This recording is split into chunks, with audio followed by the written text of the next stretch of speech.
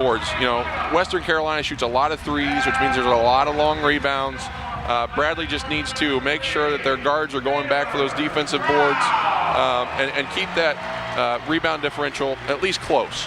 And then finally, it may all come down to free throws. Western Carolina averages 22 fouls per game. They're a very pressure-oriented defensive team, but that also means they give up a lot of fouls. Bradley's going to have a lot of opportunities at the free throw line. They need to take advantage. And then finally, Western Carolina themselves, they do not shoot free throws very well. They average 55% as a team. They have two players that shoot over 80%. Other than that, they're down in the 40s and 50s, which is not good. So if this is a close game, that could play to Bradley's favor. Certainly Western Carolina wants to have this game in the 70s, maybe the 80s. They're going to shoot the three. There's going to be a lot of long rebounds. They want to make this a multiple possession game over and over again, and Bradley wouldn't mind maybe trying to turn this into a half-court game. Well, Western Carolina is very opportunistic. I guess that's the best description of them. You know, they create offense off of defense and the turnovers. And if Bradley does not handle the ball well, it's going to be a struggle for them. And also, because of those three-pointers and almost everybody on the floor can shoot them for Western Carolina, Bradley's going to have to get back on defense. This is the first ever meeting between these two schools and the first of 3 consecutive years in which the Braves and the Catamounts will meet. You're seeing the Western Carolina head coach Larry Hunter in his 5th season, 57 wins and 74 losses, but he's got a 30-year resume, which includes assistant stops at Ohio University, that's his alma mater, and NC State. He's won 566 career games. Of course, Jim Les is the Bradley head coach in his 8th season at his alma mater, 131 wins and 107 losses. The officials working tonight's game in Peoria, J.D. Collins, Kelly Self, and Gene Grimshaw. The Western Carolina team name is the Catamounts, C-A-T-A-M-O-U-N-T. What exactly is a catamount? Well, Webster's dictionary defines catamount as one of any various wild cats, such as a cougar or a lynx. The cat of the catamount variety, including the bobcat, roam the southern Appalachian Mountains, where Western Carolina University is. Western Carolina University is in North Carolina. It's about 50 miles from Asheville, west of Asheville, about 3 hours north of Atlanta. So there's your geography lesson. And the Catamounts are in Peoria for the first time ever tonight. Bradley in their home whites with red trim, red lettering across the chest. Purple and gold are the colors of Western Carolina, so they're in their road purple with gold trim. This team comes in at 7-1, their best start since they became a Division I school in 1976. In fact, their best start since the 1963-64 season. And quickly getting down the floor and scoring. Again, they like to do it in a quick way, and that's Mutombo. Well, that's just not acceptable right from the start. You know, they get the tip, and then Brown does a nice job of screening off the Bradley defense and an easy layup. We'll likely be calling his name quite a bit. Haruna Mutombo. Reach-in foul now right at the top of the circle. That's going to go against Russell. And I wouldn't be surprised if we see a lot of this tonight. Western Carolina tries to pressure the ball, which results in reaching at times, and sometimes they don't use their feet and use their hands too much. Western Carolina in a man-to-man defense. Here's Maniscalco. Penetrate, slip out. Brown's first shot is in. So Taylor Brown, who has been the leading scorer for the Braves at better than 16 a game, hits his first jumper. Now it's Giles. His shot is no good and cleared by Andrew Warren. Back come the Braves. And I know Bradley's key is to try and hold this team to jump shots, but obviously get out strong on the three-pointer. Warren behind a screen from Egolf. Now it's Maniscalco.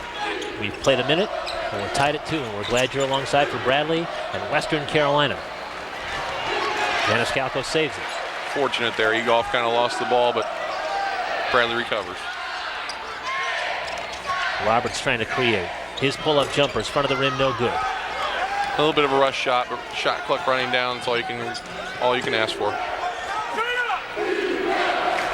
We mentioned that Haruna Mutombo is the nephew of the former NBA player Dikembe Mutombo. There's a backdoor jam to Richie Gordon. Well, and there's 2 easy plays already by Western Carolina. One off the tip, and now they're a back screen and a slam dunk.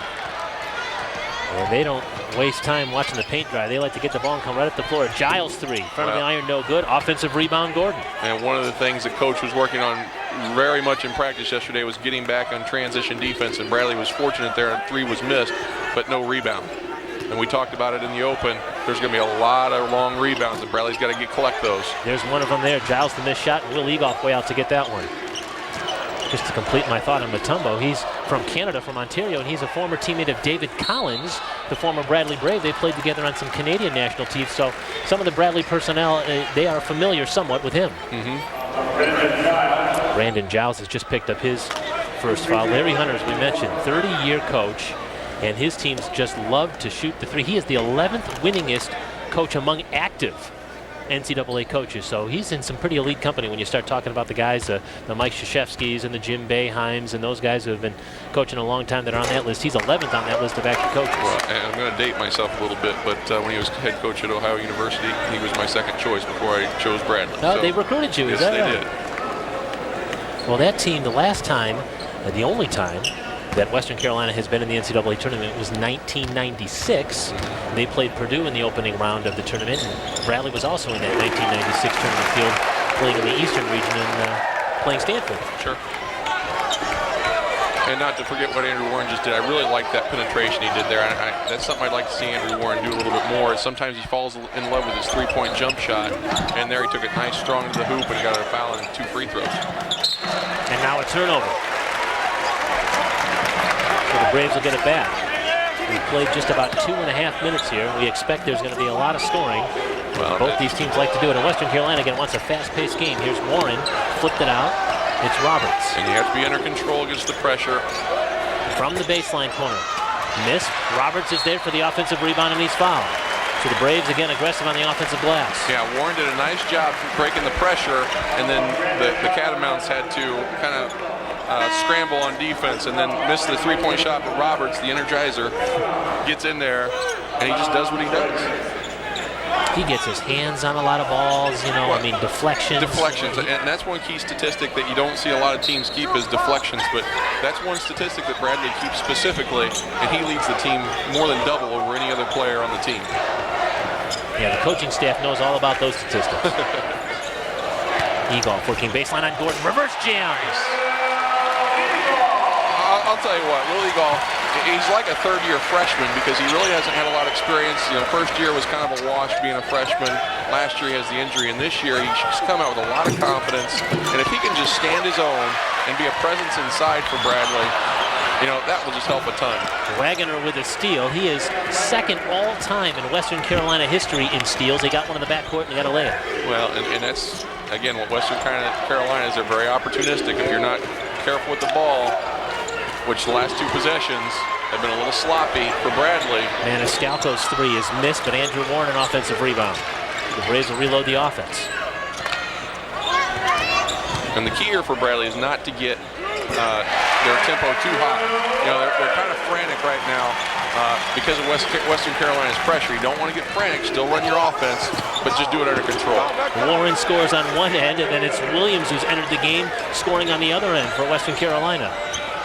And Williams is a smaller version of Roberts, and he's the energizer for Western Carolina. He does the little things. Yeah, 6'2", 175-pound junior. He's a transfer student. That's him out there on defense. He's guarding Chris Roberts. Ball is on the floor. Roberts got it back. Right now, Bradley's just a little bit frantic and sloppy. Warren for 3, can't get it. Egoff tipped it, but there's going to be a foul on Will Egoff. A bit of a ticky-tack foul there, but him being behind and Gordon went up a little bit funny. You'll see it here. Don't see a lot of contact there, but obviously there was enough for the official to make the call. Timeout on the floor. We're just underway here at Carver Arena. Western Carolina leads Bradley 8-7. You're watching live college basketball here on WTVP, Channel 47. He said for delivering on promises and for restoring disruption as quickly as possible, because it's not really about the stuff. It's about your family, your life, and theirs. Every policy from auto owners is sealed with a handshake from an independent agent that knows you and lives in your community. Welcome to a common sense approach to insurance. We're independent agents proudly representing Auto Owners Insurance Company. Highest in customer satisfaction with the auto insurance claims experience 2 years in a row by J.D. Power & Associates. Next time on Frontline. Get up! Would you say for yourself? How did Bernie Madoff do it? The harder it was to get in, the more you wanted to get in. A lot of middlemen, a lot of skimming. And how did he keep it a secret for so long? Nobody could get to him. That's how he built his mystique. You see a willful ignorance. Nobody wants to get in the way of all this money. Inside the Madoff affair. Watch Frontline.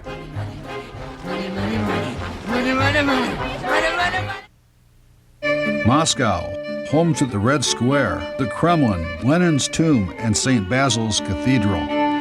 These are only a few of the exciting and exotic sights and experiences awaiting you when WTVP travels the rivers of the Tsars this summer.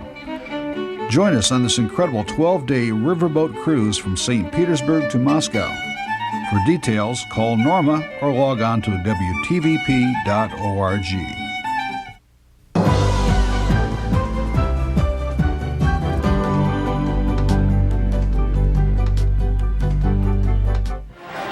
Let's take a look at the Missouri Valley Conference standings made possible by the 2010 State Farm Valley Men's Basketball Championship. Help celebrate the 20th anniversary of Arch Madness, March the 4th through the 7th, as Bradley competes at Scott Trade Center in St. Louis. For more information, visit archmadness.com. Now, these are last year's final conference standings, with Creighton and Northern Iowa sharing the conference title. Northern Iowa was the top seed in the tournament and the eventual Valley champion, and the Panthers are the preseason pick to do it again this year. But Chad, this year the league is certainly stronger from top to bottom than it was a year ago, and I think most people can't wait for that to start here in a couple of weeks. I think so. Yeah, there's been a lot of good. The Missouri Valley has obviously a much better record in the non-conference schedule, so they've done themselves credit by winning those games. Southern had a down year last year, and I think they're going to be much better. Wichita State has already shown in their non-conference schedule they're going to be much better. So yeah, you're exactly right. It's going to be much tougher top to bottom within the Missouri Valley. And Jake Robinson just knocks down his first three-point make of the night. And the Catamounts have a 4-point lead at 11-7. He's a guy that the Braves are going to have to identify in the half court. And the thing is he doesn't play a lot of minutes. He only plays about 20 minutes a game. But when he's in there for one purpose, and that's to score. Anthony Thompson, number 41, is in the game for the Braves in the post. He replaces Will Egoff, and now a steal, so another turnover. Williams comes away with it for Western Carolina. Bradley's got to just clean up the turnovers and clean up the sloppy play. Right now they're just very frantic, and they just need to work it through their offense, get a good shot, and get things going to the basket. And now the Braves come away with a steal. Well, this is the pace, really, that Western Carolina wants to play at. Well, it is, and they want to force Bradley into quick shots, which they've done so far, and make them settle for jump shots as well, which Bradley's done so far. Here's Taylor Brown, now the kick out. Maniscalco, his three is missed. Andrew Warren, offensive rebound, and laid it in. And one of two things is going to happen. If you're going to shoot the threes, you got to hit the offensive rebounds like Andrew Warren did there. Otherwise, you got to start getting things, penetration to the basket. Warren with 5 of the Braves' 9 points early on. Andrew Warren has just played some outstanding basketball for a guy who really didn't play for about a year and a half when you think about his injuries. Here's Gordon off the glass and in. Well, and he's been so clutch, especially at the end of some basketball games. He hits the big three against Illinois. He basically makes a steal against another Southern Conference team in Wofford to save the victory for Bradley. He's just been very clutch at the end of games. Chris Roberts, tough shot, missed it. Ball is loose and on the floor. Matumbo comes away with it. But that's okay. I like that shot. It's to the basket. Robinson fires another three. I don't like that, though. Bradley really needs to get back on transition defense to stop those easy three-point shots. Taylor Brown is fouled as the Braves are trying to score in transition here. Get another look at that last sequence here. Now, the one thing that usually happens against a transition team is they're not very good at transition defense themselves. Bradley took advantage of it there. Maniscalco makes a nice pass, and Taylor Brown gets fouled. That's an interesting point. Most teams that like to score in transition like running one direction. They don't really like running backwards, do they, to play deep? It's funny because that's all you do in practice is work on that transition. So, it's just your natural tendency to kind of be bad at it as well. Taylor Brown, his jumper's in. He's got 4 points now. He pulls the Braves to within 2. It's 13-11.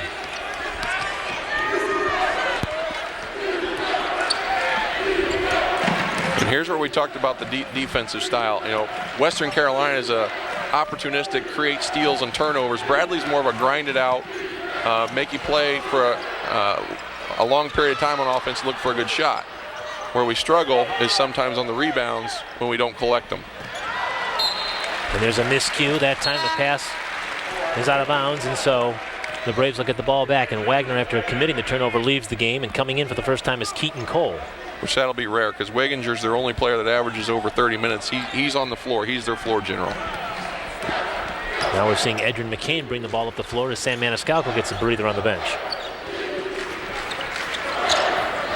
Now the Braves' deep bench is going to be a factor tonight when you talk about the pace of this game, the way Western Carolina wants to play it. And there's a nice job by Andrew Warren. Right now he's taking it upon his shoulders to guide Bradley, and he's made a nice play going to the rim to get free throws. He's made an offensive rebound. He posts up strong there and draws another foul on Western Carolina. And that foul is on Mike Williams of Western Carolina. That is his first. And there's no question that Western Carolina is foul prone. They had to go into a zone a couple times against Furman, which was their last game, because they had so many fouls on some of their key players. And that's really something that the Catamounts do not want to do. They're really a bread and butter man-to-man team. No, absolutely not. They do play 9 to 10 players, but most of their production comes from five players. So Thompson slips into Dyricus Sims-Edwards in the game for the first time, and a three-point opportunity for the freshman from Washington. We were talking about Dyricus off air before the game started. He's really stepped in and provided some very quality minutes. He's athletic, he's strong, and he's just a freshman, but he doesn't play like a freshman. Yeah, he has really given the Braves a lift off the bench when you think about the fact that he led the team in rebounding in DeKalb on Tuesday night, a 7-rebound performance from basically a 6'2" guard. Well, and this is a kid that's only going to get better. He's obviously came locally, averaged 18 points a game in high school. He gets a steal there. He's just only going to get better. And so a couple of terrific plays here by Sims-Edwards, and he drew another foul on that point. So he's come off the bench and given the Braves a big lift. Well, just again, very opportunistic here actually by Bradley this time, taking advantage of Western Carolina's, lack of focus and just takes the ball away. Well, right back to the foul line now for Dyricus Sims-Edwards. His father, Michi, a very good player too in his day, high school star at Peoria Central here in town. Missed the foul shot. Anthony Thompson, though, the offensive rebound. So there's a long rebound that goes to the Braves. Well, and Anthony Thompson's going to be key in this game, too. He's not real thick, but if he can be in there and be a presence and put his hands up and cause problems for Western Carolina's inside guys, that's important. There'll be another foul against the Catamounts on a cutting Andrew Warren, so the fouls are starting to pile up now on Western Carolina. Well, and this is why I say Bradley needs to kind of calm down and not be so frantic, because I really don't think Western Carolina likes to play in the half court.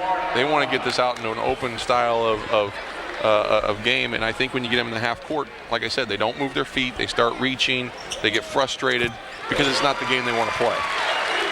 Western Carolina already with 18 fouls. We've played 8 minutes here. So Larry Hunter is going to be, he uses about 10 guys anyway in the rotation, but he's really got to keep an eye on that foul line here. Well, and I think the reason he uses 10 guys is because of the style they play, they're going to give up a lot of fouls. Warren now with 6 points after he splits the foul shots. He is the game's leading scorer early on here at Carver Arena. Here's Giles, who's back in the game. He's guarded by Milos Kinisevic. We're seeing him for the first time. He's the freshman from Las Vegas for Bradley, number 34. Here's Cole behind a screen. His three is missed. Tipped around, in and out of a couple of hands, and out of bounds to the Braves. Well, I'll tell you what, I like Andrew McCain getting right there in Anthony Thompson's face. Rebounding is very important. You cannot get pushed under the basket, and that's unfortunately a common trend for Anthony Thompson. But McCain comes in there, kind of knocks it away, and gets right into Thompson. Officials timeout. Bradley with a 2-point lead, 15-13 over Western Carolina. You're watching college basketball here on WTVP, Channel 47.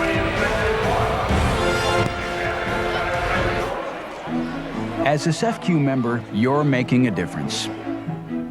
Because your money stays right here, helping your neighbors and supporting your community.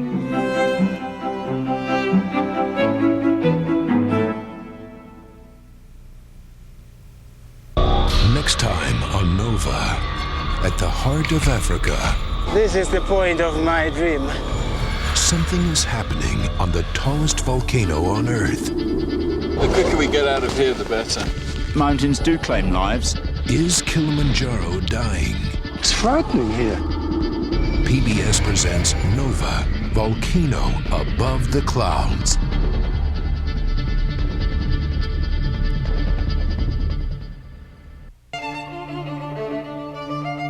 Members of the WTVP Klystron Society play a leading role in strengthening education and economy, health and culture, community and civic life. Through their gifts, Klystron Society members provide the content that is inspiring children to find joy in learning, enhancing the value of arts, science, history, and entertainment. WTVP salutes the leading individual members of public television, the Klystron Society. To join, call or visit WTVP online today.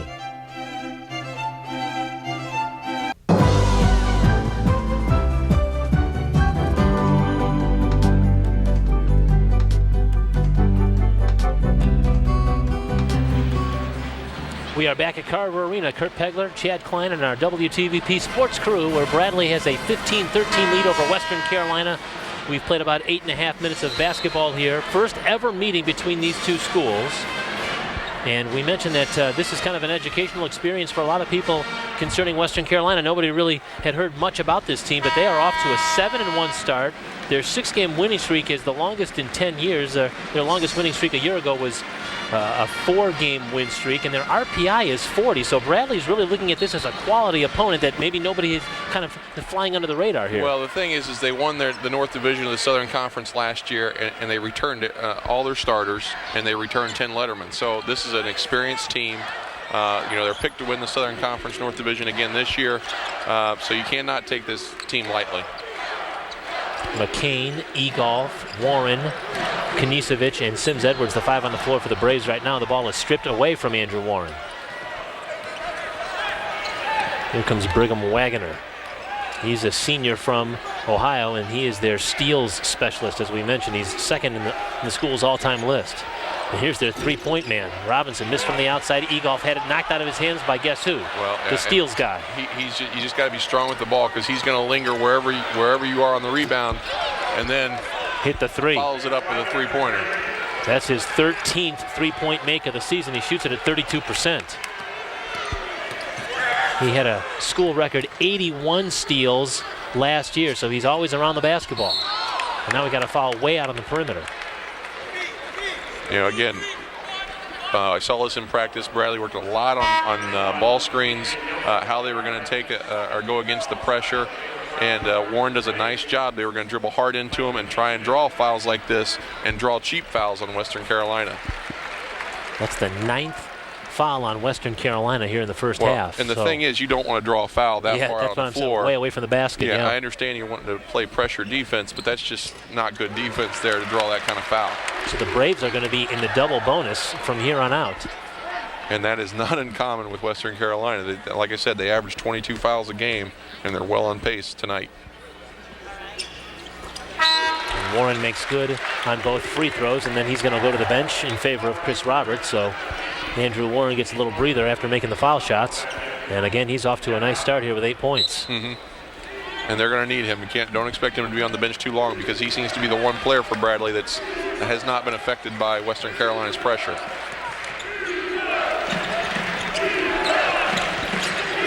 Giles being guarded now by Roberts. That's a good matchup. Wagoner tried to slip the ball in. It was kicked. Notice what Western Carolina is doing. They play with a 4-high man-to-man offense, and you'll notice the wings are high, their postmen are high, which creates a lot of back cuts, a lot of back picking, and a lot of things going to the basket, which basically makes you recover on defense. Giles, contested shot, can't get it, tipped around. Sims Edwards headed, Egolf comes down with it. Now it's McCain as the Braves try to push tempo. And you saw there with Egolf, you better be strong with the ball, because he had 3 or 4 people slapping at that ball wanting to get at it. Taylor Brown off the glass and in. And Taylor does a nice job. He's got a bigger, a little bit slower man in Richie Gordon, and does a nice job of going right by him to the basket. 16.5 points per game for Taylor Brown, who has really stepped up his game. Well, last year I think they focused almost too much on three-point field goals with him, and he was kind of a shooter last year. Now he's kind of transitioned his game to more 15 feet on in. He still shoots the three occasionally, but he's more of a to-the-basket player. Does a nice job here stealing the ball, and unfortunately, Chris Roberts, it's just an unfortunate foul. Good hustle foul. That's just the second foul against the Braves here in the first 10.5 minutes. Western Carolina with the basketball trailing by 3. Nice backdoor cut, and Wagner flipped it up and in. See, and that's too easy. He did a nice job of doing the back cut, but there's got to be some help side defense on that.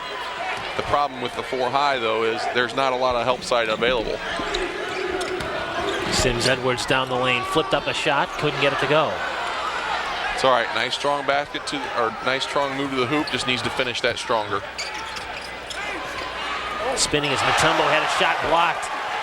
And guess who was on the block? Chris Roberts. Robinson penetrates. Oh, it's going to be a blocking foul. And Roberts is going to pick up his second foul here.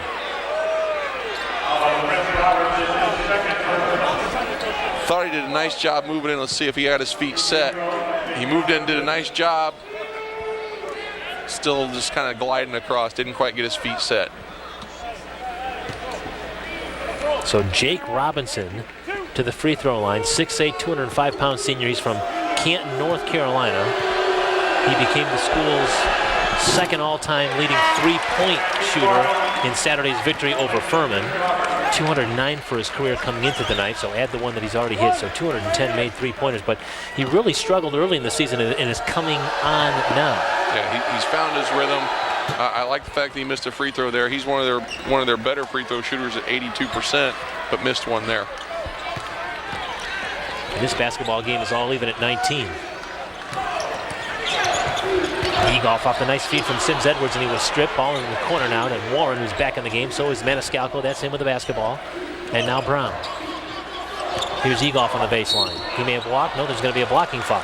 The only thing Egolf did a nice job there, except on the first move. The only thing I don't like to see from him is looking to the ref for help on that first strip. Just play the game, play strong. And he did a nice job there the second time, going in there, protecting the ball, and drew the blocking foul. I think you made a good point earlier, Chad, about Will Egolf. He's really almost like a third season freshman. When you take a look at it, he's really only played in 31 games in 3 years. Now 31 games would just be about a full college basketball season nowadays. But that's almost a little bit tipping the scale too, because his freshman year he only played in 2 to 3 minute stints. So he probably played in 14 or 15 games, but really did not get much time in those games. They were, the outcome was already taken or was already done, and he was just cleaning up the mess, so to speak. And he was just coming on last year when he blew out his knee. He was just kind of coming into being the player that he is. Absolutely. He just started to show some improvement. It looked like, you could just see it in his face. He was starting to get it, and then he had the unfortunate knee injury. And he recovered quickly enough to really jump right back into the fold here right off the get-go. He made the trip to Brazil with the team this summer, and so those of us that thought that he was going to take a real long time to get back into the swing of things, well, we're wrong, because he's really jumped in head first here. Well, I think one of the things is when you talk to the coaches, they talk about how hard he hit the weights and how hard he did some of the secondary stuff that's not necessarily basketball related, but that you have to do to become a good player. And he was doing those things. Here's Wagner catch and shoot his three. Just nicked the rim from the corner. Now Warren comes back. We're all even at 19 with 8 minutes to go here in this opening half of play at Carver Arena. Bradley and Western Carolina. Again, Bradley's gotten them pretty much into the double bonus. They need to be strong, start looking to take the ball to the hoop again. Egolf, 2 passes right in a row where he's being weak with the ball. He's got to be strong with the ball and make good passes, because that's what Western Carolina's going to do. They're going to have their hands in the passing lanes, and they're going to frustrate you. Officials timeout. Bradley 19, Western Carolina 19. College basketball live here on WTVP, Channel 47. We believe there's something to be said for life and how you decide to live it, for the people you take in and the ones you take out. We are the independent agents, proudly representing Auto Owners Insurance Company. Highest in customer satisfaction with the auto insurance claims experience.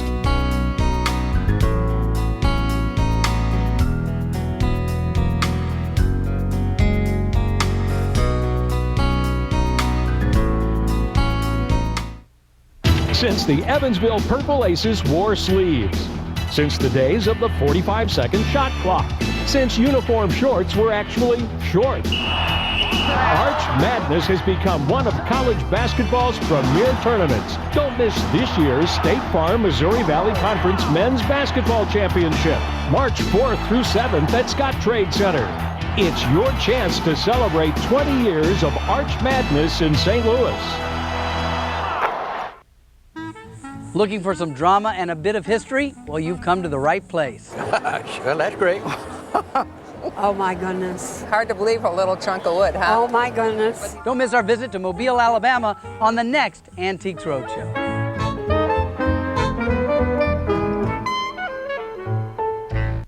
We are WTVP Peoria, WTVP.org. Public media for Central Illinois.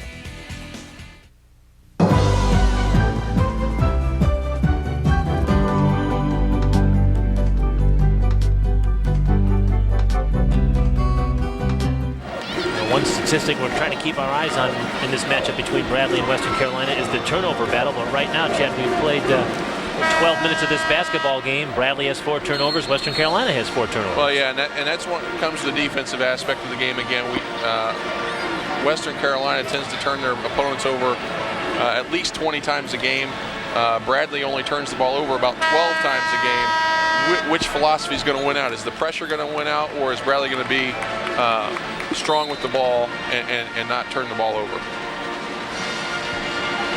And certainly the pace of this game, I mean, you take a look at turnover margin and turnover averages, but nobody really has played the pace that Western Carolina is playing against Bradley this year, so that's going to be a little bit of a wash on some of those numbers. No, absolutely not. And you've already seen it so far in this game. When Western Carolina gets Bradley in a frantic pace, yes, we look sloppy, and it looks more like Western Carolina's game. When we slow it down like we did on that, get a nice offensive possession, there's Dyreka Sims-Edwards coming through and hitting a big shot. So a big 3 for Sims-Edwards. Again, not playing like a freshman, not looking at all like a deer in headlights. Very comfortable in this offensive set here. Well, the nice thing about him is he comes in and you look at his body. He doesn't have a body of a freshman. He looks like he's been around for a while and has done a nice job in getting that body to where it is now. And there he's getting the loose ball, now bringing the ball up the floor. He's got 8 points off the Bradley bench here. And as a freshman, you can only imagine he's only going to get bigger and stronger. So here's Maniscalco, gives it up to Brown. Stutter step. Now around his defender and hits the jumper. And I'm okay with that. You know what? Because I think Taylor Brown is much better inside three-point range than he is outside of three-point range. Mutombo draws contact on Andrew Warren, who's unhappy with that call. The only problem is you can't fall asleep after you make a good offensive play because Western Carolina is going to go right the other direction, and Mutombo does it there and draws a foul. Now the nice thing is Mutombo only shoots it at about 33%. Right. He's 7 for 21 on the season, so let's hope it continues. Haruna Mutombo, H-A-R-O-U-N-A. Haruna is the first name, Mutombo, M-U-T-O-M-B-O. Again, we mentioned that he's from Pickering, Ontario, and Pickering High School. And some pretty good bloodlines. And you wonder if that bloodline rubs off on his free throw shooting because he shoots like Dikembe does versus a three-point shooter like he is. You ever wonder if he said, why didn't I have the 6'10", 6'11" jeans that my uncle had? Well, at 6'5", you can't complain too much. Yeah.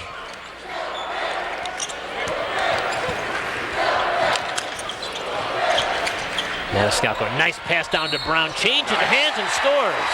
Well, and Western Carolina went into a zone that time. Bradley recognized it, took their time, and I don't think Western Carolina is comfortable in that zone, but with the fouls that they've already given, I think they were forced to go to it and try it. Bradley just broke it down. Taylor Brown does a nice job, draws contact, readjusts his shot, and now he's going to have an opportunity to three-point play. And that's what that young man can do. He's already in double figures now. He's hit all 5 of his shots from the field, 5 for 5. Really playing under control. And you talk about Dyreka Sims-Edwards doesn't play like a freshman. Does this young man look like he's a sophomore? Well, and that's just the thing. I think he did a really nice job over the summer in changing his game and not relying so much on the three-point jump shot. Now you see most everything's going towards the basket, and that's when Taylor Brown is at his best. 6-point Braves lead. Here's Gordon underneath. Matched up with Maniscalco. Missed the shot. Tip it up with the left-handed in. Well, and that's where Anthony Thompson's got to get stronger, because that was just way too easy. And then you have Sam Maniscalco coming to help, and that's just no match for someone like that. A blocking foul on Wagner. He and Andrew Warren collided at the perimeter. And Coach Les is going to give Anthony Thompson a little earful here about his defense on that last play. You see it here, Maniscalco. Okay. Waginger tries to beat him to the spot. Again, that's a foul way out on the floor. If I'm Western Carolina's coach, I'm not liking that foul. I know you want the pressure defense, but obviously Bradley's decided to attack that double team, and they're forcing fouls instead of turnovers. And if you're seeing Bradley for the first time this year and wondering why Andrew Warren looks a little bit different, he's added about 20 pounds. He was playing about 185, 187. Now he's playing at about 205, and he said that he felt like he needed to put that weight on so that he could play against some of the bigger bodies in the Valley. Well, and I think that's why I'd like to see him go to the basket even more than he does, because like I said, sometimes he falls in love with the outside shot, the three-point shot, and forgets about the body that he's built for himself, and where he can go to the basket now. Now tonight, that's not been the case. He's gone to the basket. Williams tried to slip the pass in traffic, and the Braves picked it off. Pass was intended for Russell. Bradley with the basketball on a 6-point lead. And guess who got a hold of that pass? Chris Roberts. Maniscalco tried to slip the ball in underneath to Anthony Thompson. Now here comes the Catamounts. You know, you could blame Anthony Thompson for that, but that's a very difficult pass for a 7-footer to gather up as a pass below his waist, especially at that close proximity to Sam Maniscalco. Brigham Wagner makes the Braves pay. He came away with the steal, and he knocked down the jumper. As we approach the 5-minute mark left in this one, Wagner now with 7 points. Well, and right now he's keeping him in the game. He's already gotten a couple steals. He's got 9 points, and he's been their key so far. Taylor Brown, 3 top of the circle. He is a perfect 6 for 6 from the floor. Well, and he's got a smile on his face. He can feel the rhythm. He's in a groove. You know, when he's taking a nice rhythm jump shot like that, I have no problem with him taking a 3-point game, as long as he just doesn't fall in love with it and continues his game towards the basket. 13 points now to lead all scorers. Taylor Brown is perfect from the field.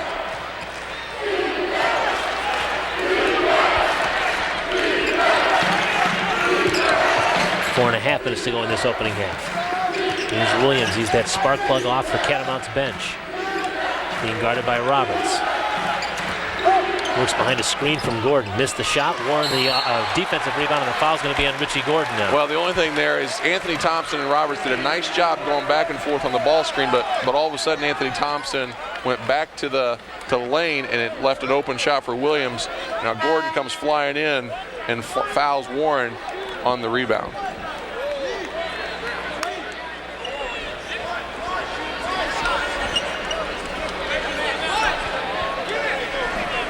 Catamounts trying to figure out, they were all set to bring 3 fresh bodies in, but officials aren't going to let them come in yet until the free throw. Well, we talked about free throws in the open as well. The one thing that Bradley could clean up right now, they're only 7 for 13 from the free throw line. If they can take advantage of those free throw opportunities, this lead can extend. Now Giles, Robinson, and Gallia will come in for Western Carolina. And Chris Roberts leaves the game for the Braves. Sims Edwards is back in. And that's a smart move for Bradley. With Chris Roberts with 2 fouls, sit him down. Don't let him get that third foul before halftime. Quietly, the Braves have now extended their lead to 8 points. Make it 9, so it's the largest Bradley lead of the night. The Braves have done a nice job of weathering that early storm when they were kind of playing. When they were in that frantic pace, you know, and they've settled down and they've settled into their own pace, and that's what good teams do. That, you know, against Northern Illinois, Bradley the first half played Northern Illinois' game. Here that kind of happened again where they played Western Carolina's, but in both games they started to settle down. That's what they've done here. Robinson lost the ball, but he got it back. 8 on the shot clock.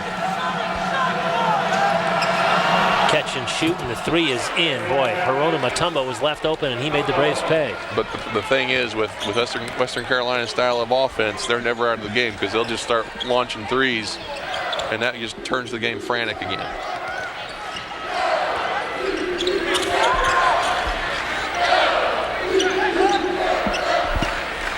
We're under 3.5 to go here in this opening half now.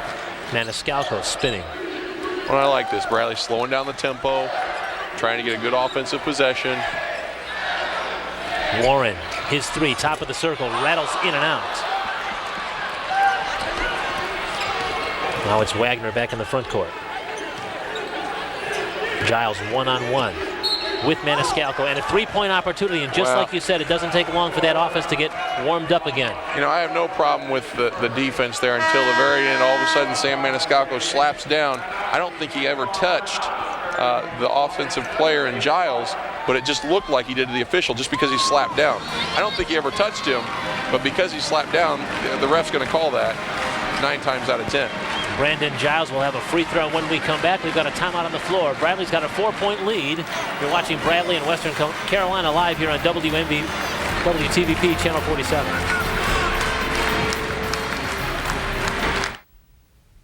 We believe there's something to be said for delivering on promises and for restoring disruption as quickly as possible.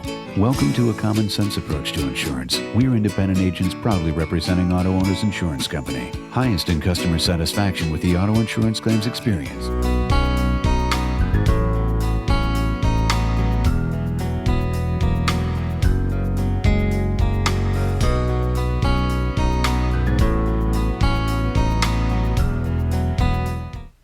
Expect more from Tavis.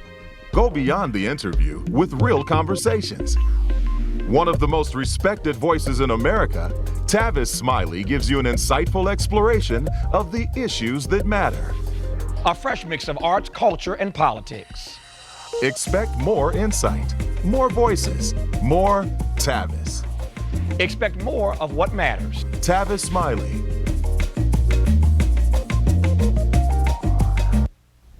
Hi, Vic Burnett for Viewer Support.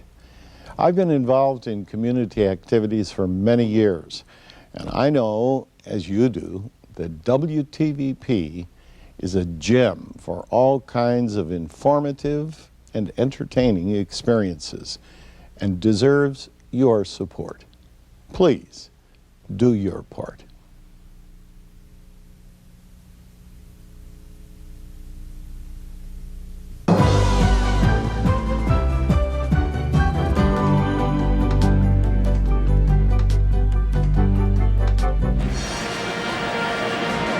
Brown, as we mentioned, is a perfect 6 out of 6 from the floor tonight. Here's his first three-point make of the evening. Bradley had a 9-point lead, but it could be down to 3 if Brandon Giles can convert on this free throw. Well, it's just the style of play that Western Carolina, again, they hit the 3 and now they get something going to the basket. The one thing is I'm hoping here is their tendency will hold true and they'll miss the free throw. Unfortunately, I was wrong. First points of the night for Giles, who averages 11.6 per game. He is the Catamounts' leading scorer. Well, and here's the thing. We talked about Jake Robinson in the open, but they have 4 players that average right around 10 points a game. So there's not just one player you can key on. They all can light it up on any given night. So far, it's been Waginger. Right. Waginger. Yeah. He's had 1 3 and he's 4 for 5 from the field. Galliard is guilty of that foul on Maniscalco. Well, and there's 3 fouls on that ball screen. Bradley's done a nice job of attacking that double team. Instead of letting the double team come to them, they're making Western Carolina recover, and they're not doing a good job. They're making fouls instead.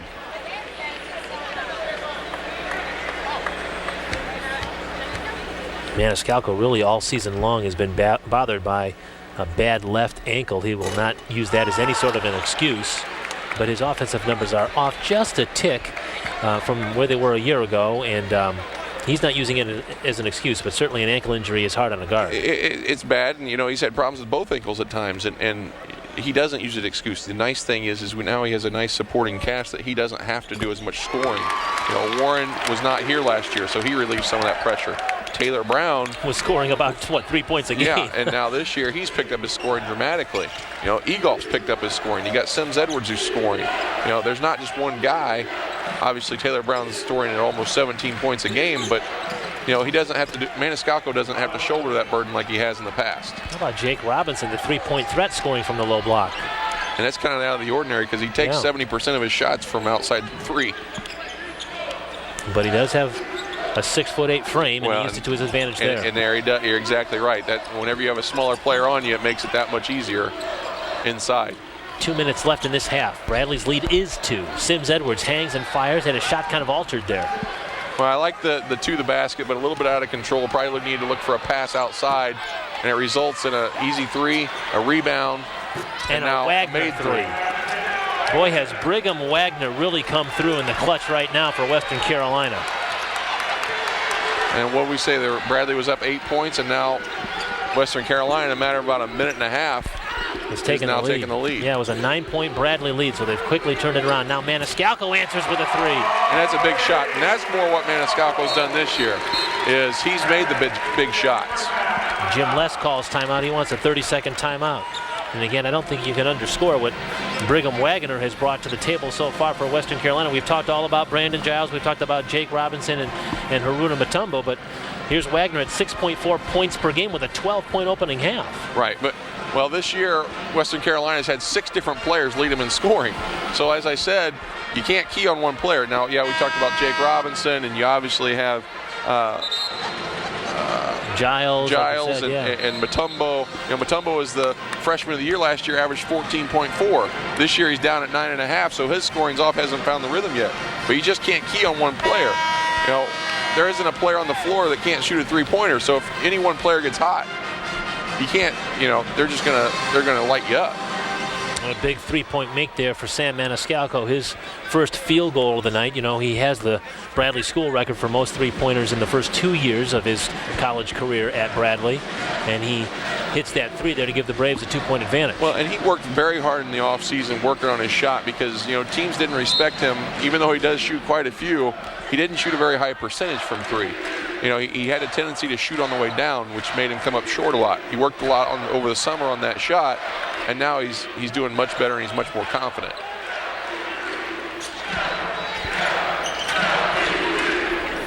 One minute to go here in this first half. Ball is on the floor. Braves almost had a steal. Now they do have a steal. Taylor Brown came away with it. Now it's Sims Edwards. Had Drew Warren who lays it up, and he was too far under the basket. Kind of shortchanged himself. Well, and Waginger actually, I think, got a hand on that ball, which made him come up short. And quickly, the Catamounts call timeout when they cross half court. Had a nice break. If he'd have used his left hand there and protected the ball, probably would have had a nice open layup. Unfortunately, he went with the right hand, and I think Waginger on the way up caught a piece of that ball. Well, the Braves will enter into their final exam zone, if you will, after this game. They've got finals starting on Thursday, so the Braves have an entire week off and won't play again until the 16th of December when the Loyola Ramblers come here. So this is kind of the Braves' last little hurrah prior to that final exam week.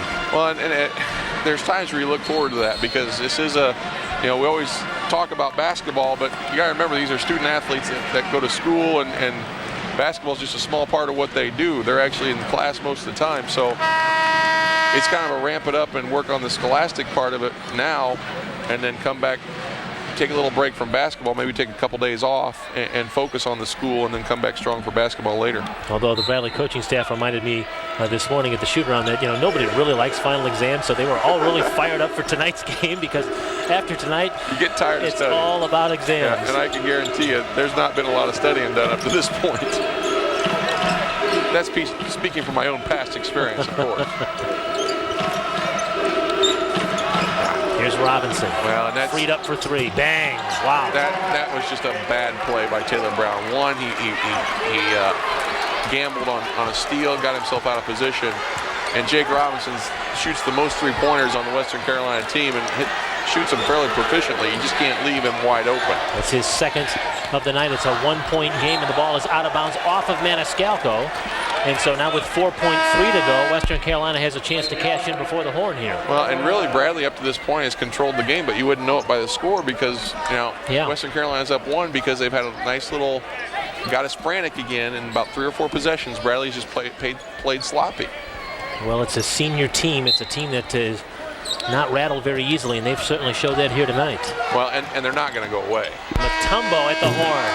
Had a good look at it, but couldn't get it to go down. Nonetheless, Western Carolina heads to the locker room with a 1-point advantage. The Catamounts lead the Braves 38-37 here at the half. And that was a half that the Catamounts, as you said, were kind of up and down, but they made a big run at the end, and that's the reason why they've got the lead at the half. Well, and I think they're a streaky team. When they get into that frantic style of game, they're gonna play their style, and that's three-point shooting, pressure defense, turnovers, and that's what happened at the beginning, and that's what happened at the end. You know, Bradley controlled most of that half. Unfortunately, at the end, did not do a good job of finishing it up. Halftime here in Peoria at Carver Arena, Western Carolina 38 and Bradley 37. You're watching live college basketball on WTVP, Channel 47.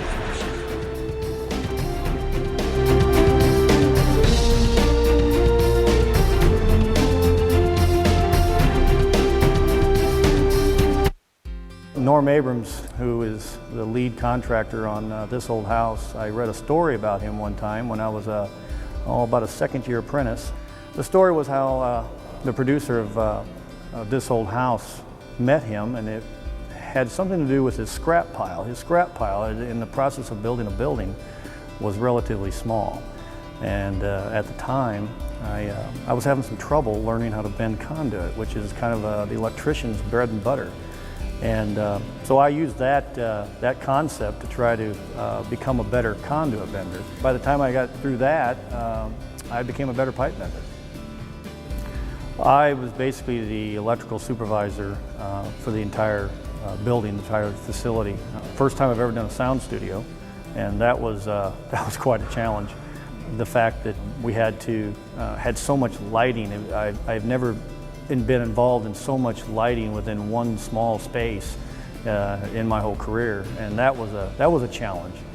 We had a lot of electrical systems in a small room, and every electrical system had its own raceway system, subsystem attached to it, and all of those subsystems went in different directions. And a lot of times that's a real challenge to get all that stuff, if you will, going in the right direction and making it look nice.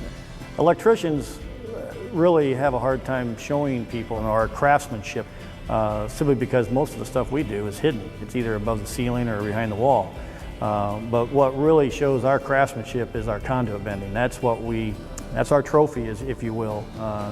Carpenters and a lot of the other trades, they have a lot of other things that people see that they do. But conduit bending is by far the one thing that I'm most proud of. WPDVP has been around my whole life, and the fact that I was actually a part of something that is going to continue to provide something for a community made me feel good. The fact that I can always drive by and tell everybody, hey, that place's lights would not be on without me, that's a neat feeling. My name's Joe Gunther, and WTVP is my source for quality craftsmanship.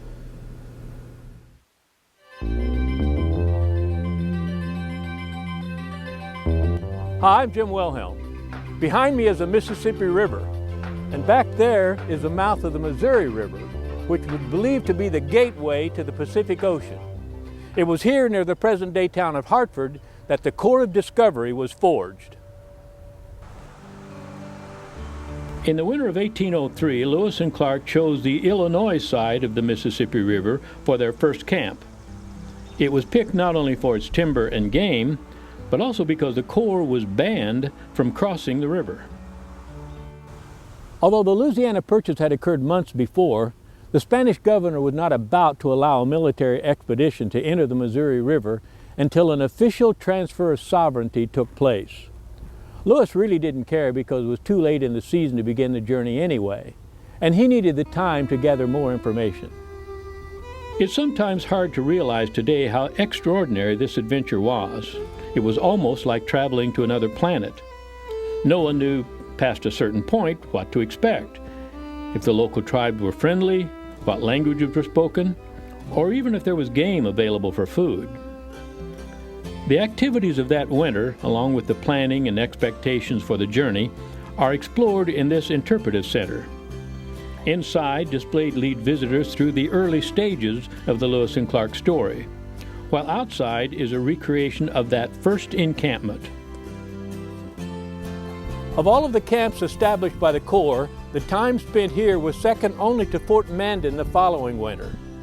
But it was also here that two of the major obstacles faced by the expedition leaders were overcome.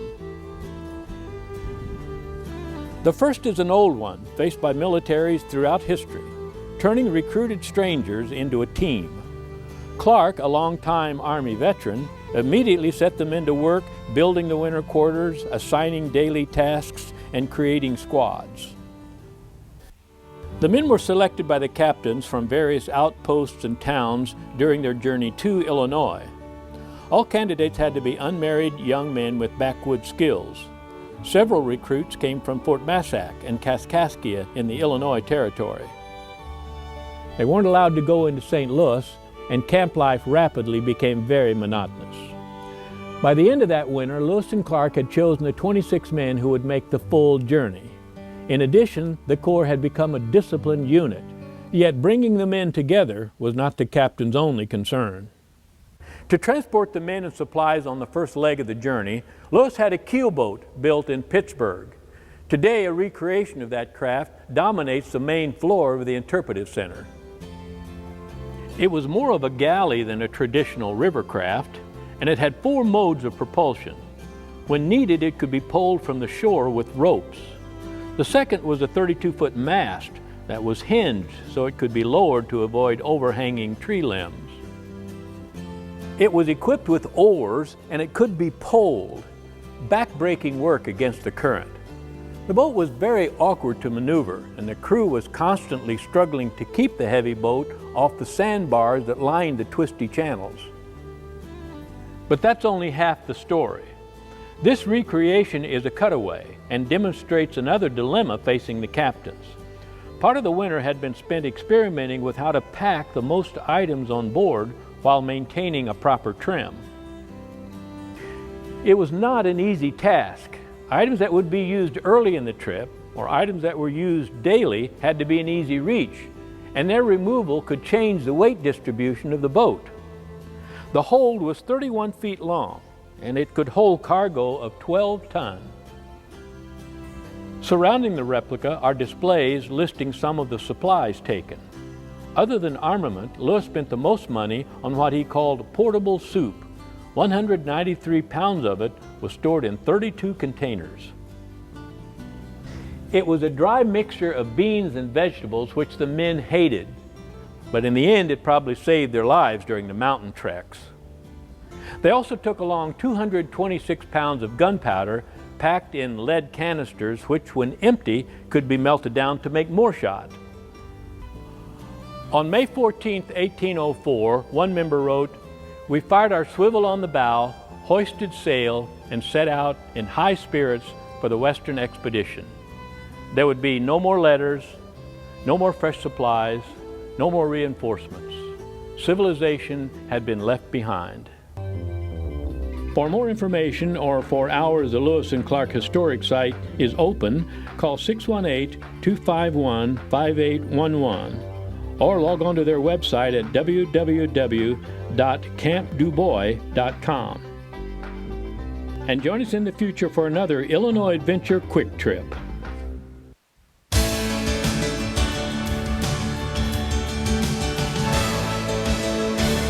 Welcome to At Issue in Brief.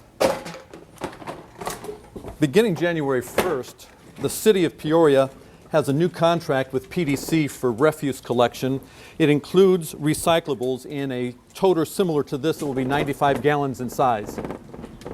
PDC Vice President Matt Coulter joins me now, and the contract for garbage collection starts January 1st, but recyclables don't start until April 1st. What happens in the interim? Waste Management has agreed with the city to continue their subscription program without adding new customers for 3 months. Now, we pay a fee for recyclable collection right now. What's the cost of the new program? The cost of the new program is basically a $50 refundable deposit for those interested in participating. And what time should recyclables be put out? 6 a.m. the morning of your collection day. Joe Roberts is the municipal sales manager for PDC. Matt had mentioned that this goes out at 6 a.m. on collection day. What are the collection days? Right, well, this is a once-a-month service, so the first trash day, if you're a Monday trash day, that's the first Friday of that month. And I'll refer to this calendar. Each resident will get a calendar. We're also going to send an email update on Wednesdays to remind the people to set it out so they don't miss. But if you're a Monday pickup, first Friday of the month, Tuesday pickup, second Friday of the month, and so on as we go out through the month. What kind of items can you put in these toters? Well, it takes the normal things like plastics, paper, aluminum tin cans. One of the things we don't accept are, for example, this Kroger bag or Walmart bags, dry cleaning bags. But typically these places have outlets for that material. Motor oil, any things that are banned from landfills, that kind of thing. You mentioned motor oil. What kind of environmental impact does this program have? Well, one of the benefits that we did while we were studying this is we feel like we'll save 35,000 gallons of diesel fuel and lessen our carbon footprint.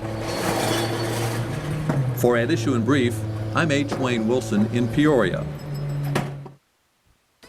Recent news reports indicate that we have more than 90% employment in our area, and consumers are still shopping for goods and services of all kinds.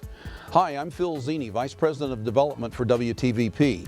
WTVP offers a unique opportunity for businesses and organizations who need to reach consumers, and we have 3 24-hour-a-day channels to do that. WTVP is now accepting a limited number of underwriting announcements on our main HD channel, 47.1, on our new World channel, 47.2, and on Create, the new Lifestyle channel at 47.3. You can use 1, 2, or all 3 services to tell your story to our viewers. And because we limit these messages, your announcements will stand out more and have a better chance of being retained. For more information about how WTVP can help your business or organization, please call me at 309-495-0561 or email phil.zini@wtvp.org. Thank you. One day, Marcus was drawing pictures with all of his friends. He drew a picture of a little blue man. I want to see how the moon looks and Saturn and Venus. I would like to be your friends, the little blue man said. If it's a word that you don't know, you got to sound it out. Imagination. Imagination. As you can see, said Mikhail, we like to draw. Sesame Street, Arthur, and Burger. Can I draw? Asked the little blue man. It sure would be funny too, said Mikhail. No matter where you live, you can still get smart. I'm gonna keep learning. Moscow, home to the Red Square, the Kremlin, Lenin's tomb, and St. Basil's Cathedral. These are only a few of the exciting and exotic sights and experiences awaiting you when WTVP travels the rivers of the Tsars this summer.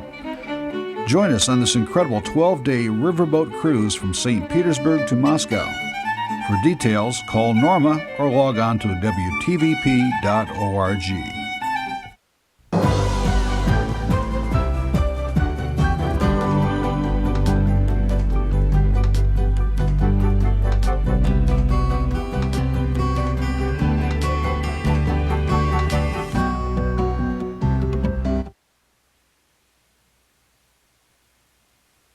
Time at Carver Arena, Western Carolina leads Bradley 38-37. Let's take a look at some of the plays that shaped the first 20 minutes of action here in downtown Peoria to give the Catamounts a 1-point advantage. Well, the first 2 plays of the game were not positive for Bradley. First, you had a layup on the tip, and then here on the second play, they had a lob dunk to Gordon. Then you have Waginger here, who's been a big part of their offense the second half, making a nice back cut, easy layup, no help side defense from Bradley. But on the other end, Egolf does a nice job of going around a little bit slower player and Gordon, and then does a nice reverse dunk. And that's where Bradley's really been effective, is on the half court. Is when they've gotten in those half court sets, that's when they've been effective. Here, a nice look, but unfortunately, trying to get a pass to Thompson down below his waist is not a good idea. And here comes Waginger, again, making a big shot on the other end. And, we slow him down. I think we slow down this team. And then finally, the last 2 plays, you got Taylor Brown again in the half-court set. Maniscalco makes a nice breakdown play, pass to Taylor Brown, nice easy shot, 3-point play. And then the final play, Taylor Brown, 3-pointer from outside. After he's got the rhythm, we watched him after this shot. He was smiling all the way down the court because he knows he's in a nice rhythm. and feels confident about his offense. Taylor Brown leading all scorers with 13 points. Andrew Warren has 12 for the Braves. Meanwhile, as you mentioned, Brigham Wagner has been terrific for Western Carolina. He leads his team with 12 points, the only Western Carolina player in double figures. When you take a look at the statistics, many of them are just a breath apart. They're just about identical. They're really good. And the one thing that Bradley really needs to focus on is cleaning up the free throws. They've had 17 opportunities from the free throw line already, and they're only 10 of 17. We talked about it in the open. We knew they were going to get the attempts. They've got to take advantage. Certainly the Braves have to be happy with shooting 50% from the field on 12 of 24 shooting. And right now they're kind of winning that battle, at least they were for a while, of the three-point shooting until that last 2-minute stretch. And I guarantee, we talked about it off the air, I guarantee both coaches had a stern talking to about their teams and looking at those field goal and three-point percentages. That's just not acceptable for two teams that hang their hats on defense. Well, Bradley is 3-0 this season in games in which they've scored 70 points, and they are on pace to do that tonight. As we begin the second half of action, Bradley starts with the basketball. They again are in their home whites with red trim. Here's Chris Roberts had his shot rejected, but a whistle and a foul against Western Carolina. But again, going to the basket and in a half-court set, under control. This is the difference in Chris Roberts this year. Last year he'd be out of control, probably draw a charge. This year he's under control, draws the foul. And so the senior from Fort Worth, Texas will go to the free throw line. Last year, just to complete your thought there, Chad, he averaged about 8.5 points a game. This year he's in double figures at 11.1. Well, and you could see the talent and the athleticism in him last year. It's just he had not learned to control it yet. He was adjusting to, Division I basketball coming from a junior college. That can be a difficult transition. And this year he seems to have adjusted very well. And that's not at all uncommon for junior college transfers to take a year sort of really understand the... No, it's not, but the unfortunate thing is they only have 2 years, so yes, you just don't have that time to acclimate. Giles, a floater in the lane, he throws it in. He's got 5 points now, and his team has got a 2-point advantage. Well, and you notice the difference. Bradley's grinded out 20, 30 seconds off the shot clock. Western Carolina is 5 to 10 at tops. They want to get it up and get it going. Here's Roberts, nearly had his pocket picked from behind. Boy, Richie Gordon, he's played very well. I think we mentioned about all the guard play that Western Carolina has, but their post man has been played pretty well here tonight. Well, to be honest, he really struggled for early part of the season, but last game he really had a breakout game against Furman, scored, I believe, 15 points, did a nice job, and he's continuing that tonight. And all you got to do is build a little confidence. We saw that with Will Egoff last year. You start that confidence, and then your season can just totally change from that point on. Taylor Brown, another three. He's 2 for 2 from the three-point land. He is yet to miss a shot tonight. 7 out of 7 from the field, 16 points. And the Braves are in front by a point at 41-40.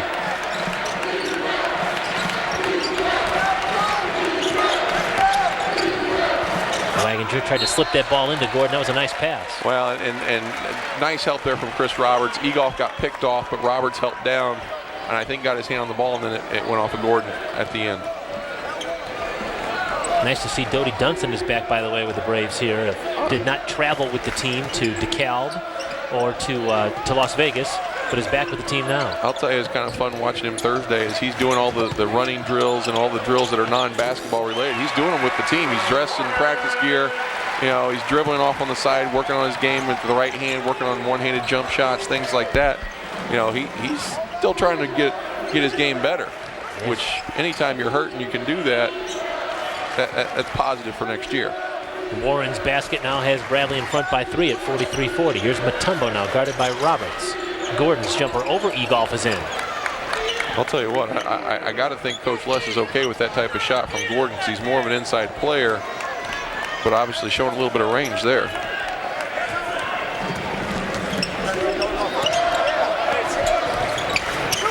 Braves with the basketball on a 1-point lead, taking on the Catamounts of Western Carolina out of the Southern Conference. Braves have seen a lot of that competition here this year with their game against Wofford as well. There's an offensive rebound by Roberts. He's going to get a 3 now, and that's in. And he's rewarded. He gets the offensive rebound, gives it to Warren, pops out on the side wide open, hits a nice three-pointer. The Energizer at his best.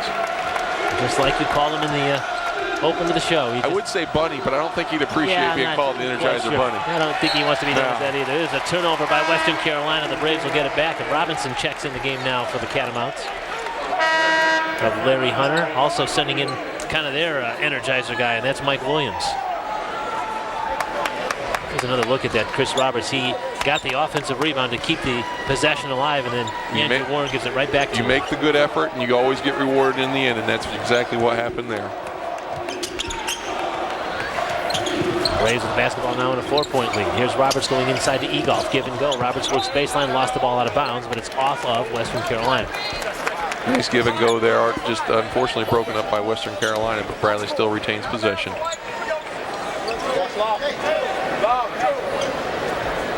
This, by the way, is Bradley's third consecutive home game against a team from one of the Carolinas. Presbyterian was first, Wofford was second, and now Western Carolina. Here's Sam Maniscalco down the lane. Finger roll wouldn't go. I think he was a little, that's like the partying in the Red Sea there. Everybody just kind of went away from him, and I think he was surprised at how open he was.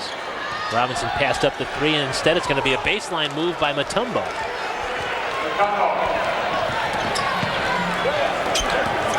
Well, the Braves quickly back up the floor. Tough shot, Taylor. A little out of control there by Taylor. Just needs to calm down, maybe throw that back out. That's his first miss of the night. Robinson trails the play. Because now Bradley's kind of in chaos on defense. Fortunately, Western Carolina doesn't take advantage. Got to be careful there because Wagoner almost picked off another one. A little lazy with the pass. Maniscalco's three. In front of the iron, no good. Long rebound to Robinson. Well, Western Carolina, the bench is screaming, go, go, go. They never want to slow down. They just want to move the ball up the floor. Bradley looks a little gassed at the moment. His pace has kind of picked up a little more than the first half did. And Bradley looks a little tired. Not getting through screens as easily. But I think Western Carolina might be a little gassed because that was nowhere close. Yes. Both teams are a little out of gas right now. This is where Bradley might want to just settle down, have a good half-court possession. Fortunate there, got a foul. And fortunate to have a timeout, so both teams can get a breather here. 15:44 to go here in regulation. Bradley has a 46-44 lead over Western Carolina. You're watching Bradley and Western Carolina on WTVP Channel 47. Support for Bradley University basketball is made possible in part by Monge, Crouch, and Mahoney Insurance and Auto Owners Insurance. Safe drivers 55 and older may qualify for discounts from auto owners, providing no-problem life, home, car, and business protection. Information on how to reduce your premiums and possibly increase your coverage is available from Monge, Crouch, and Mahoney Insurance in Pekin. Thousands were crucified, most were forgotten, but two apostles kept the memory of Jesus alive. Without Peter and Paul, we would not have the church as we have it today. One led the devastated disciples. Peter must have been a courageous man. The other challenged them. Paul was feisty and dynamic. Together, they forged a groundbreaking religion. Peter and Paul.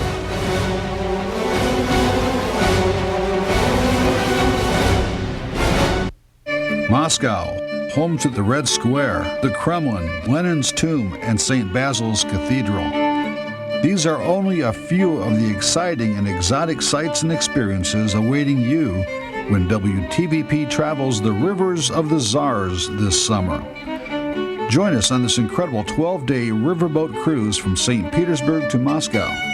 For details, call Norma or log on to WTVP.org.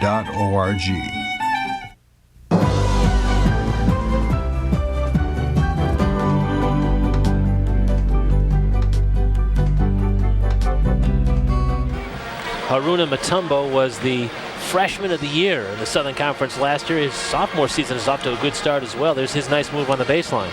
Well, does a nice job. Bradley, I believe, turned it over on just the previous possession. Did not get back did not do a good job of getting back in transition, and just an easy layup. Western Carolina comes in, as we mentioned, on a 6-game winning streak. Winners of 7 of their first 8 games. They're a veteran team, and don't appear to be getting rattled. Well, no, and usually teams that have experience do not. They play a lot of seniors and juniors. As we said, they have 5. Their starters, all 5 starters were back from last year. 10 returning lettermen, so they've definitely got experience, and that's a team that's not going to go away. Edrin McCain is now in the game for the Braves. He's wearing number 1.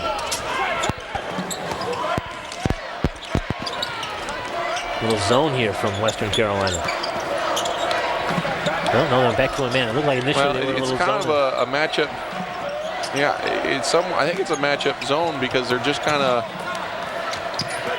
but they're running and jumping to any type of screen, so it looks somewhere between a man-to-man, but I think it's more of a matchup zone. They came away with a turnover. Robinson's three. Missed it. Egolf the rebound for the Braves. And that's okay. Bradley did a nice job in transition getting back, and then they rebound the first shot.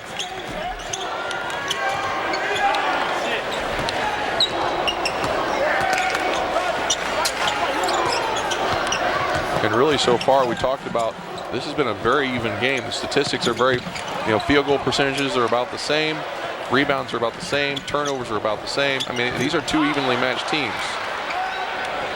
Warren couldn't finish as he penetrated. Now it's Mutombo in the front court. Stutter step on Taylor Brown. This is Galliard. Little jump hook is in. That little unorthodox shot there. The only thing there is Egolf have to get a little more resistance. Don't let him back in to do what he wants. It was a nice shot, but just let him get a little too close to complete it. And we're even at 46. This has been, as you mentioned, a very evenly played game. Here's Egolf down low on a nice feed from Chris Roberts.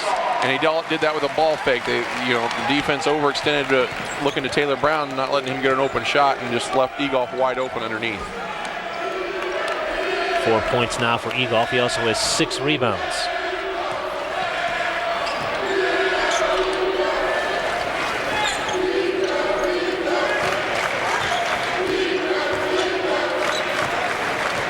This is Robinson. He's the real deep three-point threat. And I'll tell you what, I like this game more for Bradley.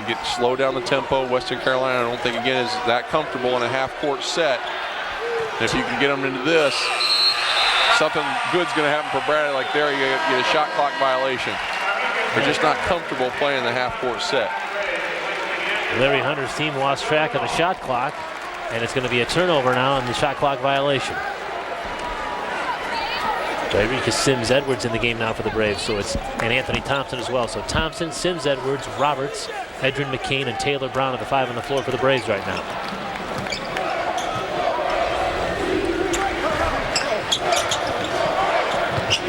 There's Brown at the top of the circle, going one-on-one with Robinson. Lost the dribble, looking for some help. Fortunately, didn't travel there. Looked like he took 2 steps. McCain working baseline. He drew contact. He's going to get some free throws out of the deal. Nice job.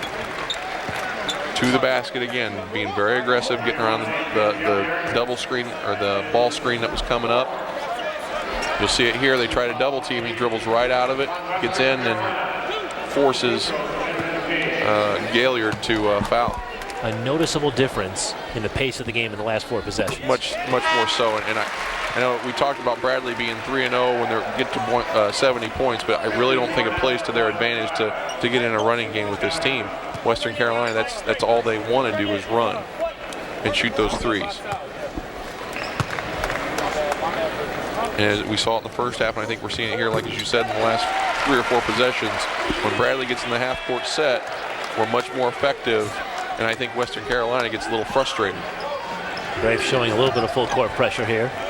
First points of the night, by the way, for Edrin McCain as he made both free throws, and Bradley's lead is 4 at 50-46. Here's Williams. Now Robinson. His 3 is missed. Ball slapped out. Now Taylor Brown comes around it. 3-on-1 if the Braves hurry. McCain, no look pass to Thompson, who's fouled. Bradley's fortunate on the defensive end because Sims-Edwards kind of gambled on defense, and Western Carolina did not complete it, and then we get a transition the other way. Edrin McCain does a nice job, and then Thompson, actually I'm kind of glad they fouled him because I think he was going to try and dunk that, and he wasn't anywhere near the rim to dunk that. He does have a pretty long wingspan. Well, I don't think it's quite that long. 6'10", 215 pounds. He's from Houston, Texas, redshirted his first year at Bradley, and was pretty much told, look, you're just going to live in the weight room, put some weight on. Well, he's put on 40 pounds since he's been at Bradley, so now you can actually see him when he's on the floor. I think he needs to put about another 40 pounds on, and then he might not get pushed around quite so much. Part of that 3-headed monster that the Braves are using in the post, along with Sam Singh and Will Egolf, and rotating guys in and out. Well, and Egolf has obviously shown to be the best post player that Bradley has. It does a nice job, but Thompson has shown to be able to borrow some time when Egoff gets in trouble as far as foul trouble goes. And then obviously Singh can come off the bench as well. Splits the foul shots and gives the Braves a 5-point lead at 51-46. Well, the one thing to watch, as we talked about at halftime, Bradley's got to take advantage of those free throw opportunities. Right now, they're still only holding at 60% free throws. It really, truly could come down to a free throw game, and Bradley needs to complete from the charity stripe. Here's Giles, stops and tries to pop, and he's short from the net. And that was very good defense by Chris Roberts. It was just right in his gut and just forced all kinds of problems from McCain. Who finds Anthony Thompson, who finishes this time. Himself, but did a nice job of passing it off to Anthony Thompson, who completes with a nice little jump hook. Braves on a little bit of a run here, now have a 7-point lead.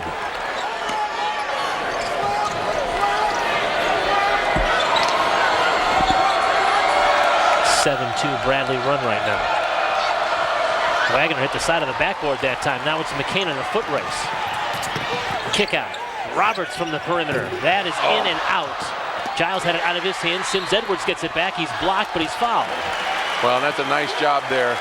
Didn't give up on the ball. Got nice transition. Nice three-point shot, and then Sims Edwards gets in there, uses that body. Nice job here by Edwin McCain, under control. Gets Chris Roberts an open three-pointer. Doesn't hit it, but guess who's there? Sims Edwards with that big body, goes up strong, gets the foul. Timeout on the floor. The Braves have a 7-point lead with 11:43 to go. You're watching Bradley and Western Carolina live college hoops from Carver Arena, WTVP Channel 47. Expect more from Tavis. Go beyond the interview with real conversations. One of the most respected voices in America, Tavis Smiley gives you an insightful exploration of the issues that matter. A fresh mix of arts, culture, and politics. Expect more insight, more voices, more Tavis. Expect more of what matters. Tavis Smiley. Next time on Nova, at the heart of Africa. This is the point of my dream. Something is happening on the tallest volcano on Earth. The quicker we get out of here, the better. Mountains do claim lives. Is Kilimanjaro dying? It's frightening here. PBS presents Nova, Volcano Above the Clouds.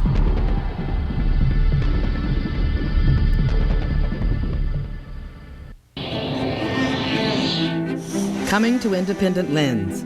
Origami is much more than a fascinating way to fold paper.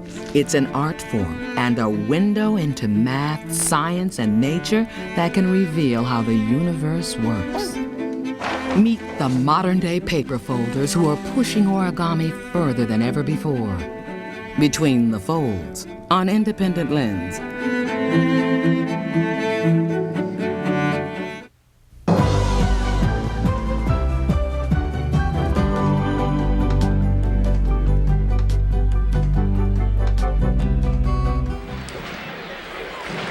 Bradley's turned it up defensively now, leading Western Carolina 53-46. Kurt Pegler, Chad Klein, and our WTVP sports crew for live college hoops downtown Peoria.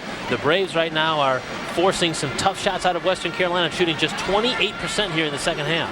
Yeah, and Bradley's kicked up the defense, obviously, in the second half. And one statistic we're going to keep an eye on is free throws. You know, we're at the free throw line now. Bradley's already shot 23 free throws versus Western Carolina that's only shot 5. Now, again, the whole idea is we got to convert them. We're only shooting 60% right now. We got to convert these and extend this game, because you do not want a team like Western Carolina to hang around with their three-point shooting capability. That can present a problem late in the game. Western Carolina has yet to make a three-point shot here in the second half as Dyricus Sims Edwards is at the foul line. But I promise you, they'll continue to shoot them. That won't stop them, you're right, no. from the attempt, that's for sure. He splits his free throws. Sims Edwards now with 7 points on the night. Bradley's lead is 54-46, so it's 8 points. The Braves' largest lead in the opening half was 9 points, which was quickly erased by Western Carolina on a big run towards the end of the half.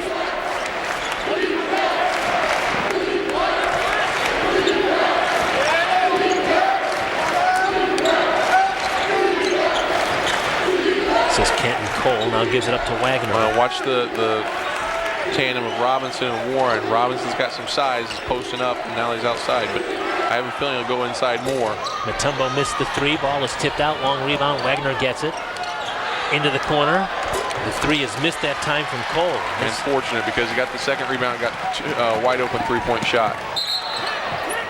Sims Edwards' pass intended for Andrew Warren was kicked. We're under 11 minutes to go here in this one. Now the Braves have done more of dictating the pace here in the second half. Well, the pace has slowed down. I mean, yeah, there's been some breaks here and there, but for the most part, Bradley's done a nice job of slowing the tempo, making Western Carolina work on defense. And what happens when you work on defense, the legs get tired, and it gets harder and harder to shoot those three-pointers proficiently.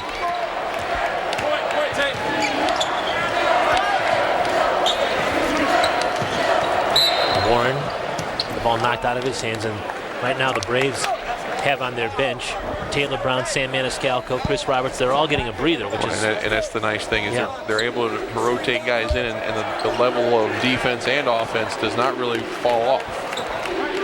Check that. Roberts is on the floor, but Maniscalco and Taylor Brown and Will Egolf are the three that are on of the starters that are on the bench right now, getting a little breather. Tough shot from McCain, can't get it. Anthony Thompson really having his way down low. All that was his length. You know, he did not really have to touch the defender. He had him pushed far enough under. All he had to do was reach right over the top and puts it right back up. Exactly what a big man like him should do. 5 points, all in the second half here for Thompson.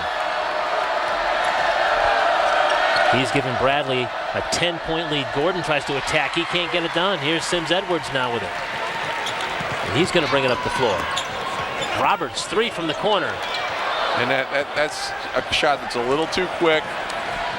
He can get that shot pretty much anytime he wants. And then look what Western Carolina does. They go break off in transition, and we get a foul as a result. I don't have a problem with the shot. I have a problem with the timing of the shot from Chris Roberts, because look what happens here. Mutombo takes it down the lane, and we foul. Because we don't get back in transition. That's one of the situations. Everything is going for you. You're on a little bit of a run, and all of a sudden you got an open three, and you're right, perhaps not the most opportune time to take that shot. It's the timing of it. I mean, they can get that shot for Roberts pretty much any time they want. But that quick in the shot clock, not a good idea. And Cole quickly knocks down the three, so it results in a three-point make for Western Carolina, and they have called timeout. That's now going to be a full timeout, so we will step aside. Bradley with a 7-point lead at 56-49, 9:49 to go here at Carver Arena. This is Bradley in Western Carolina, WTVP, Channel 47.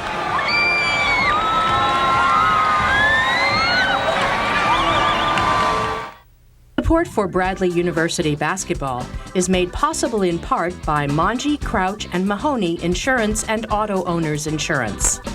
Safe drivers 55 and older may qualify for discounts from auto owners, providing no-problem life, home, car, and business protection.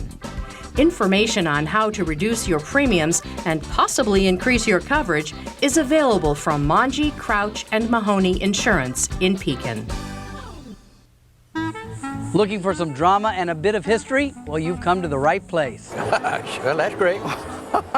Oh my goodness. Hard to believe a little chunk of wood, huh? Oh my goodness. Don't miss our visit to Mobile, Alabama on the next Antiques Roadshow.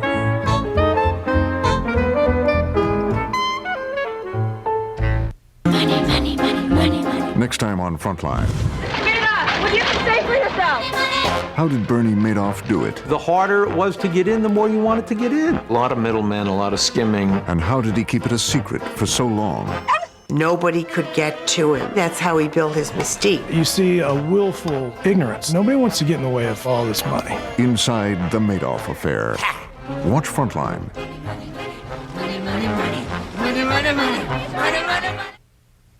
We are WTVP Peoria. WTVP.org. Public media for Central Illinois.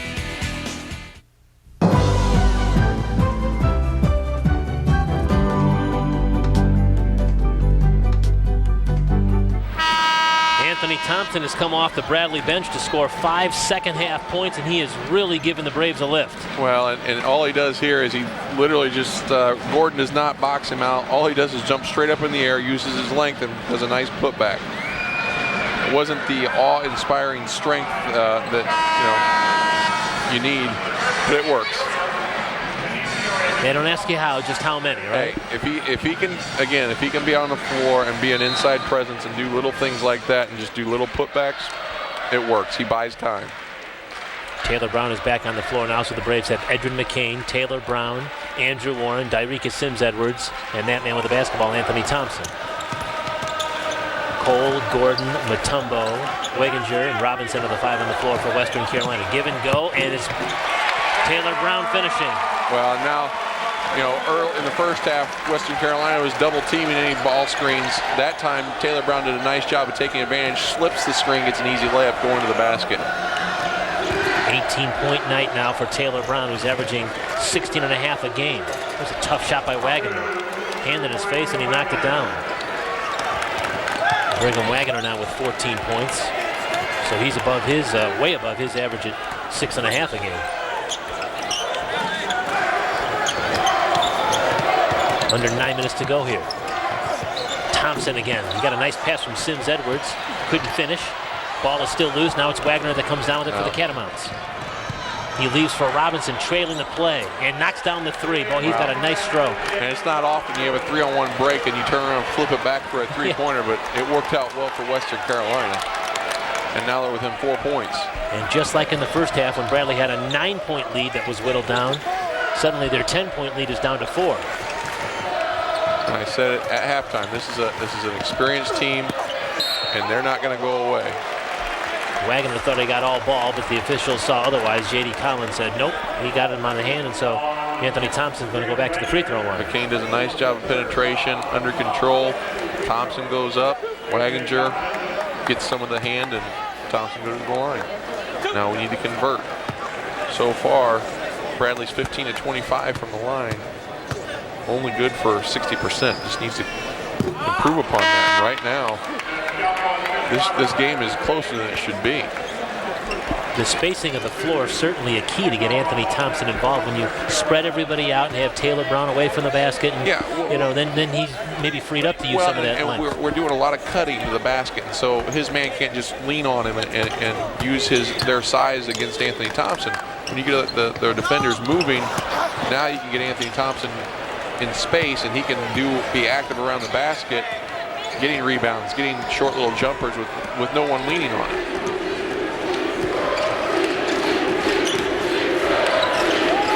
Roberts is now guarding Wagner. Here's Robinson. Ball is on the floor. Did he lose it or did he get it back? It's going to be a jump ball, held ball. And there's Roberts. It's a deflection. We don't get the steal, but it's almost just as good because now we have possession next time.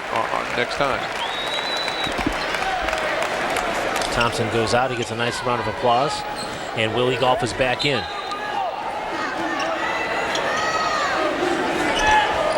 Eight minutes to go in this one. Bradley with a 4-point lead. Western Carolina with a basketball. Kurt Pegler, Chad Klein, and our WTVP Sports crew with you here from Carver Arena. First of our 6 telecasts this winter. We've got 4 Bradley women's games and 1 more men's game. How about that tough shot off the glass? Haruna Mutombo wanted a 3-point play. Didn't get it, but he did get the hoop. Well, Warren really played pretty good defense there. Had his hands straight up in the air, and Mutombo just hit a great shot. Or lucky shot, whichever you want to call it. There's Warren down the lane, lost the ball out of bounds. And Western Carolina's going to get it back. So now all of a sudden the momentum is going into the corner of the Catamounts. And we've got a timeout on the floor with 7.5 minutes to go. 2-point Bradley lead, 58-56. Back with more from Carver Arena in just a minute.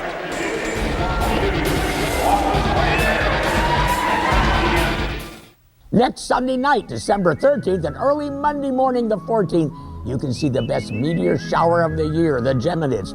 Plus, the following weekend, you can find Neptune using Jupiter. On the 13th and 14th, face east from 10 p.m. to dawn. And if you're far from city lights, you'll see several dozen meteors from the Geminid meteor shower. So named because the meteors all appear to come from Gemini. The Geminids occur every December when our Earth rides through a stream of asteroid debris left in the orbit of asteroid Phaethon 3200. On the 19th, 20th, and 21st, face southwest, and you'll see brilliant 88,000-mile wide Jupiter. And through a small telescope right beside it, 31,000-mile wide Neptune. Catch the 8th planet and a super shower. Keep looking up. Moscow, home to the Red Square, the Kremlin, Lenin's tomb, and St. Basil's Cathedral. These are only a few of the exciting and exotic sights and experiences awaiting you when WTVP travels the rivers of the Tsars this summer. Join us on this incredible 12-day riverboat cruise from St. Petersburg to Moscow. For details, call Norma or log on to WTVP.org.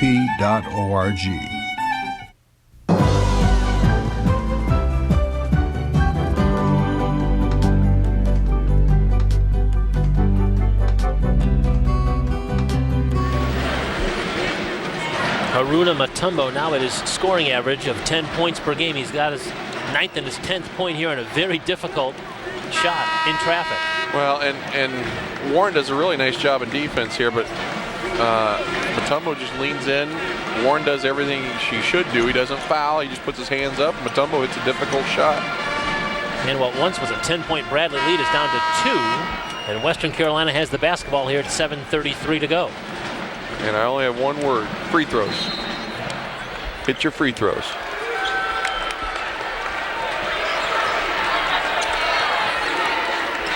Well, we figured at the beginning of this game that this was going to be one that would likely go down to the end. Nice step in the passing lane there by Andrew Warren, because this Western Carolina team is loaded with veterans. You mentioned all 5 of their starters back, and a team picked to win their division in the Southern Conference, and likely not going to be rattled.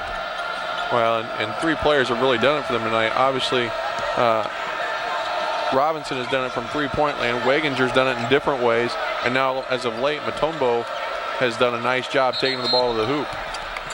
Foul on Will Egolf that time as Kendall Russell of Western Carolina was trying to fight through a screen. Well, and now this is a little more difficult for Egolf because Western Carolina's gone small. I mean, they got Robinson in there, but he doesn't really play inside. So Egolf has to guard a smaller Russell and a little slower of foot and gets a cheap foul. A 3 from the corner is in again. Keaton Cole has 3 balls from both the left and the right corners, and just like in the first half, Western Carolina fights back from a big deficit and now takes the lead. 59-58 Catamounts. And they are kind of fighting like a mountain cat. Well, as I said, offensive foul now against Bradley's Taylor Brown. You know what? Taylor just needs to give the ball to the ref, just walk away. Questionable whether or not it was a throw. I think he just got in the way of that elbow. Yeah, see, that's all he's doing is he's in his grill. You're going to expect to get hit in the face if you're going to get that close. I don't know about a charge there, but he's just got to do the smart thing, walk away. And Brown might have a little blood on his uniform, which is why they're making him go to the bench. I think that might be what the case is. Yeah, I'm guessing on the I don't know where the blood came from.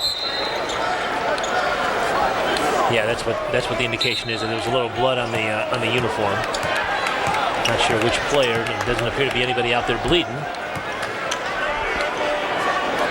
But we'll resume play here at the 6:46 mark, and a 1-point Western Carolina lead, and the Catamounts with a basketball. And this is where Bradley needs to knuckle down, make Western Carolina work for a shot. Nothing easy. Robinson, 3, top of the circle. That is in. And that's too easy. You know, it's an open shot for Robinson. You just can't do that with his size at 6'8". He's going to jump right over you and shoot that. He's got such a smooth tempo and release. It's a 4-point Braves deficit now.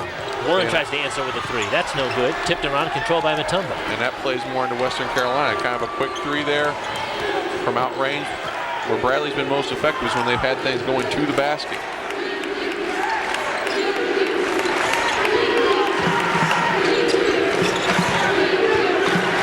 Mutombo down in the low block, off the glass and in, and he's made a couple of very difficult shots. Well, and this is a really difficult lineup for Bradley right now. You had Maniscalco on Mutombo there, who's 6'5" versus like 5'11". He goes down to the post. That's just a very difficult matchup for Maniscalco. And Bradley wants timeout here to talk things over. Suddenly, they went from 10 points in front to 6 points down.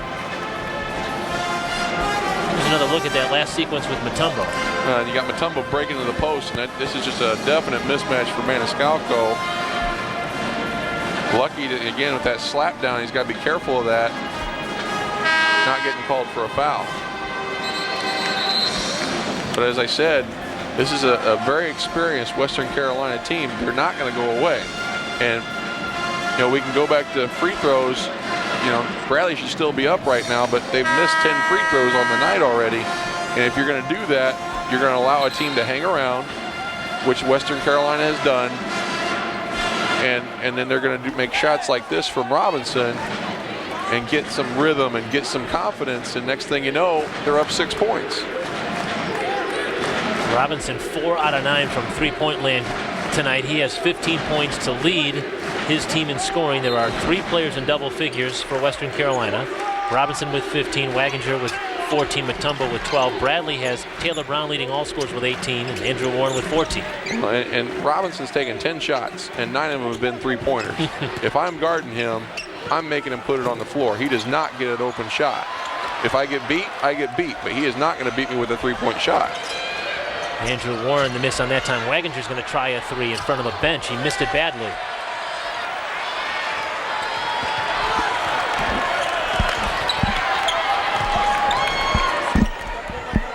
Western Carolina has taken the crowd out of this game, too. Well, they have. It's awfully quiet in here. The one thing I will say for Bradley so far this year is they've been able to win the close games, and this has been a very close game. Things have not gone their way all the time, and right now they're not. But you know, here's a play by Chris Roberts like that. We miss a shot, but here he is getting a second rebound. Big offensive rebound there. Now we have a shot at free throws again. Roberts does a nice job, rebound, and he goes to the line. Now we just need to convert.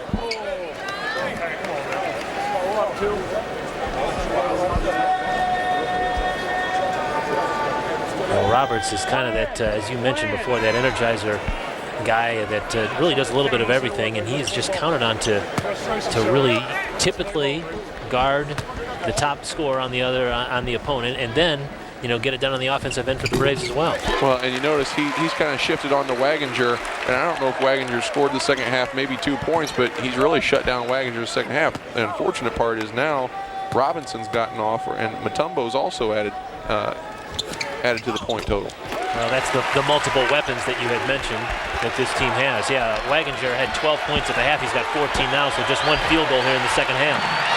And now the crowd gets into this basketball game. And now they've shifted to Mutombo, who always had the hot hand of late. Now they're going to try and shut him down. And guess who's on him? Chris Roberts. Here's Robinson working on Taylor Brown. Takes it to the basket and scores with the left hand. But see, that just can't happen. Taylor Brown is so much more athletic than Robinson, and Robinson goes right around him. That just cannot happen.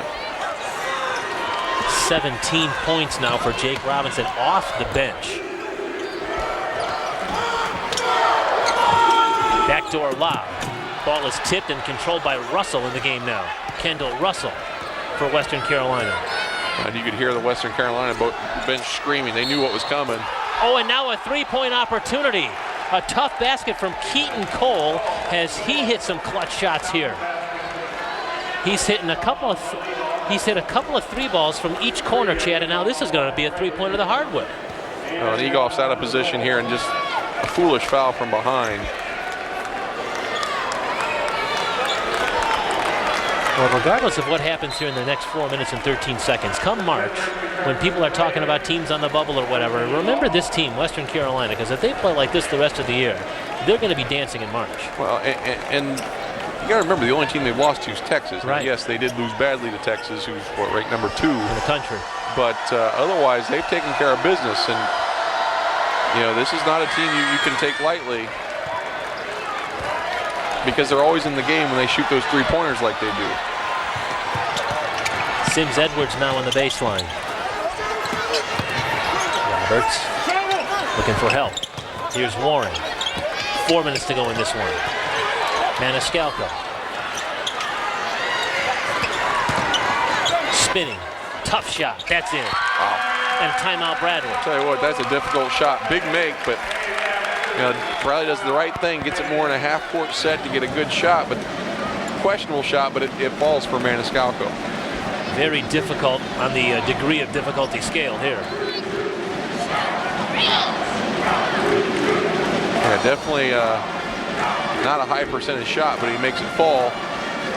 And it's a big shot for Bradley. He stops the bleeding, so to speak. Well, he's kind of the big shot guy for the Braves. He has a knack for making shots late in the game. He has been that. And that certainly was a big shot. Bradley needed something. It was a 19-point swing. Bradley went from being 10 points up to being 9 points down. And now it's a 7-point Western Carolina advantage at 69-62. Well, and what happened there, Western Carolina went more to their game. Bradley got a little frantic and maybe took some bad shots. We talked about Chris Roberts taking a quick three. Warren taking a quick three off an inbound play. And how does Western Carolina convert? They come down and make a three of their own. That's their game. For us, it's better for us to take a little time off the clock and make Western Carolina play defense. Half court, we've been very effective. Not so much when we've taken the quick shot.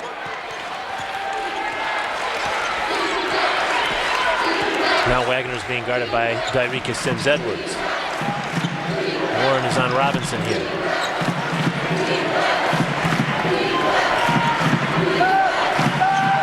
This is Mutombo.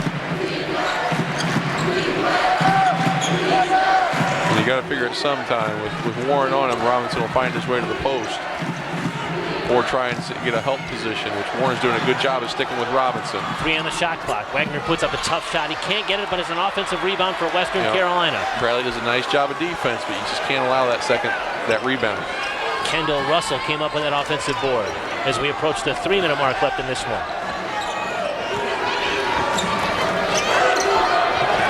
Near steal by Andrew Warren right in front of the Catamounts bench, but he stepped on the line. And it's going to be Catamounts basketball when we come back. 3 minutes, 2:59 actually to go in this one. Western Carolina by 7 over the Braves. Don't go anywhere, folks. Fantastic finish on its way. And you're live here with College Hoops on WTVP Channel 47. Next Sunday night, December 13th, and early Monday morning, the 14th, you can see the best meteor shower of the year, the Geminids. Plus, the following weekend, you can find Neptune using Jupiter. On the 13th and 14th, face east from 10 p.m. to dawn. And if you're far from city lights, you'll see several dozen meteors from the Geminid meteor shower. So named because the meteors all appear to come from Gemini. The Geminids occur every December when our Earth rides through a stream of asteroid debris left in the orbit of asteroid Phaethon 3200. On the 19th, 20th, and 21st, face southwest, and you'll see brilliant 88,000-mile wide Jupiter. And through a small telescope right beside it, 31,000-mile wide Neptune. Catch the 8th planet and a super shower. Keep looking up. Moscow, home to the Red Square, the Kremlin, Lenin's tomb, and St. Basil's Cathedral. These are only a few of the exciting and exotic sights and experiences awaiting you when WTVP travels the rivers of the Tsars this summer. Join us on this incredible 12-day riverboat cruise from St. Petersburg to Moscow. For details, call Norma or log on to WTVP.org.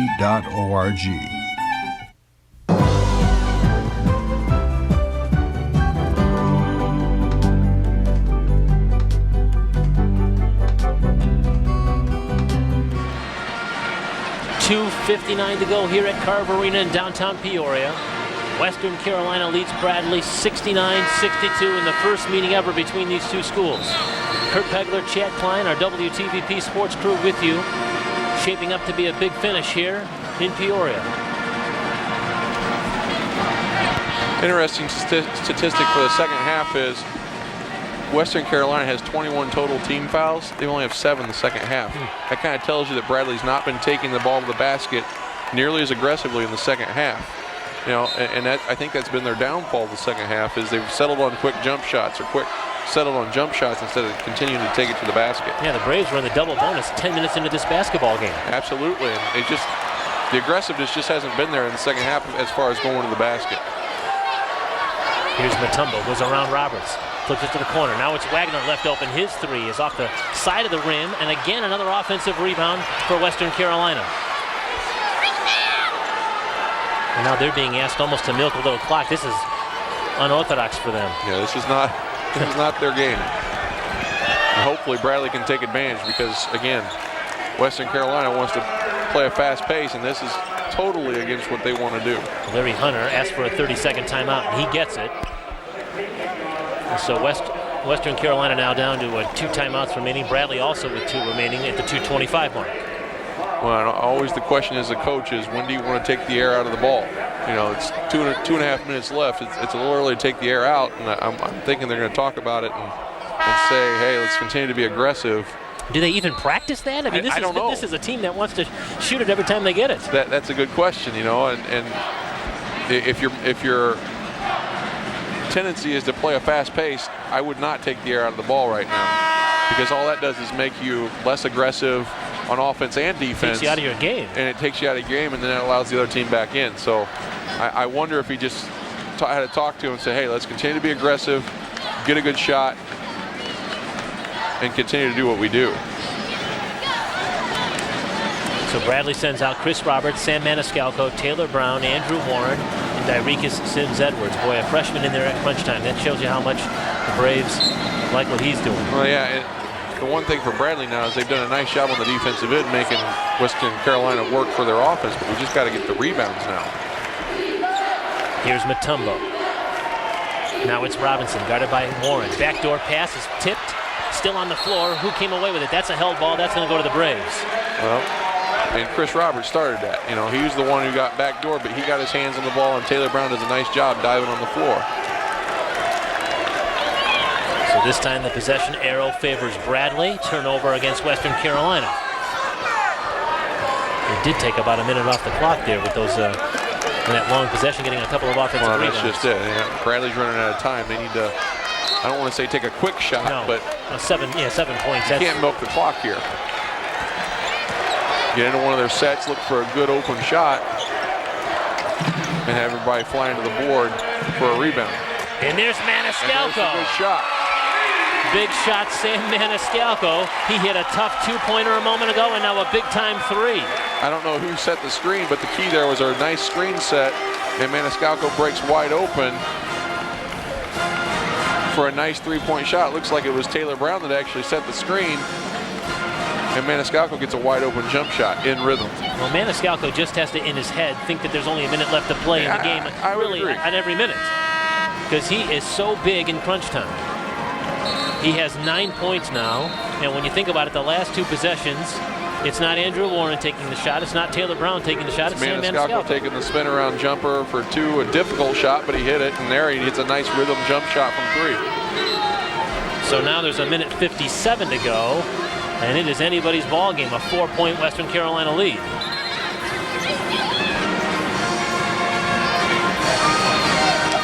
So no substitutions. Robinson, Cole, Mutombo on the floor right now. As we thought, with Waginger and Kendall Russell. Those are the 5 for Western Carolina as they try to get the ball in. They do now to Waginger. He's hounded from behind, and he's fouled from behind by Taylor Brown, it looks like. And actually probably not a bad foul there. Bradley has some fouls to give.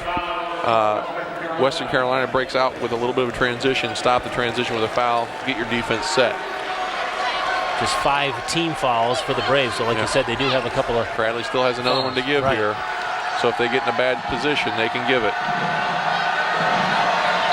And there's it. See, and that's... See, I don't like that as Western Carolina coach. I mean, he breaks off, Mutombo breaks off wide open off a screen. Normally he'd take that 3 and not even think about it. Now they're actually thinking about their offense. You're right, probably at any other point in the game, that shot's going up. And now a turnover. Look what happens as a result. They don't get a shot, they make a turnover, And now Bradley's within 4 points. Plenty of time left. Get again into one of their half-court sets and get a good shot, and good things will happen. Brandon Giles now checks in for Keaton Cole, and you hit the nail right on the head here, Chad. When you start to play a game that's really not your game, you just invite the other team to come back in here. Well, again, you just start getting less aggressive. You know, and there Waginger, he's trying to be aggressive, but that's 30, 35 feet on the floor. That's just a bad foul. And he put the best free throw shooter exactly right that Bradley has in Maniscalco. Came into the game shooting, what, 91%, I think? 91%. Yes, is a 91% foul shooter. Hey, who got shooting?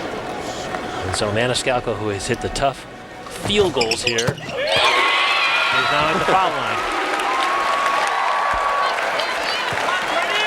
Well, we promised you a fantastic finish, and it looks like it's shaping up to be that way. Well, and these are two evenly matched teams. No doubt. I mean, there's no question as far as what they do. Rebounds are even, turnovers are pretty much even. Western Carolina's gotten a little bit hot here in the second half. Bradley's not been able to cool them off. They're still shooting around 50% for the game. Well, it's a one-possession game now. It's 69-66. Western Carolina a three-point lead in the basketball with a minute and a half to play. Here's Brigham Waginger. He's guarded by Maniscalco. Gets a screen from Robinson. A three from Robinson. Well, and Warren could not help there. Very fortunate that Robinson missed that. He cannot help on that. And now the Braves with a three ball can tie this thing up.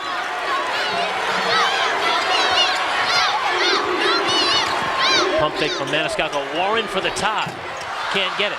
Rebound tipped out and controlled by Western Kentucky. I don't like that shot. That's a long three-point shot. We had plenty of time on the clock. Work it around, get a better shot. Western Carolina, Mutombo. He's stripped from behind by a foul on Taylor Brown. And now in transition, Western Carolina goes to the free throw line. Now the good part about that is, Mutombo is not a very good free throw shooter. So the one thing working against Western Carolina is Bradley can extend this game, put him on the free throw line, which as we said in the beginning, Western Carolina only shoots about 55% from the free throw line as a team.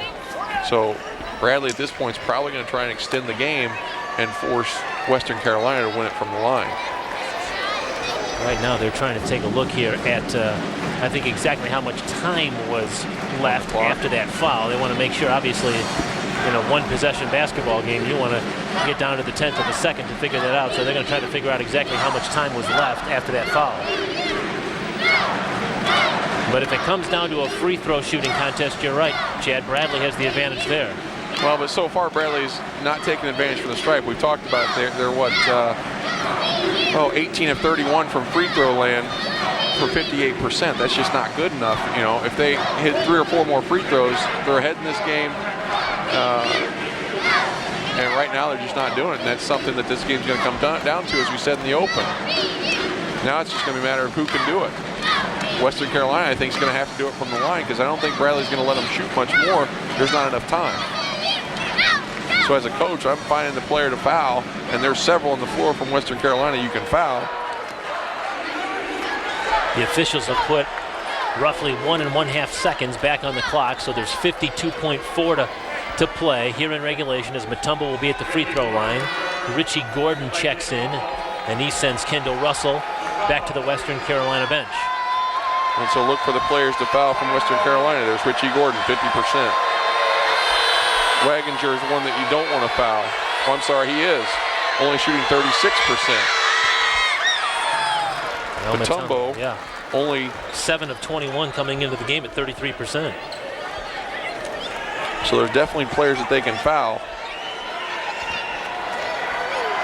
Well, Mutombo has made some very difficult field goals. Now these are tough free throws, and he made both of them too. Boy, just a sophomore, good-looking sophomore. Well, as we spoke, he was freshman of the year last year. He's obviously very capable of putting points on the board.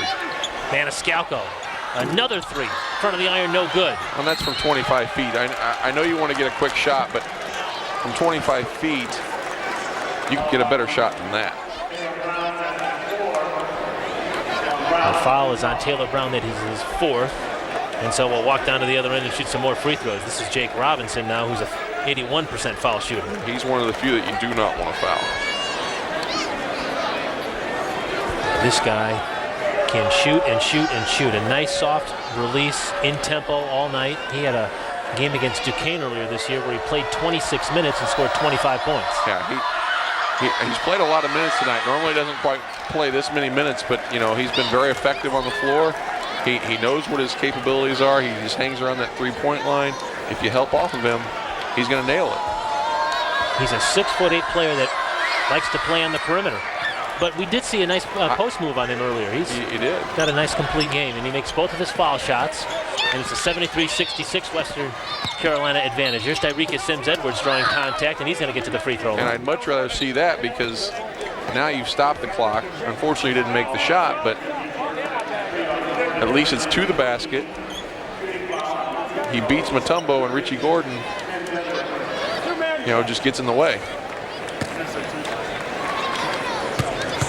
Well, Bradley will be in final exams on Thursday, but this has been a big-time final exam here.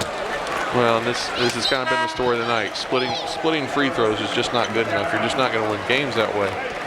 Bradley's now 18, I believe, with 32, and they just have not taken advantage of the opportunities at the free throw line.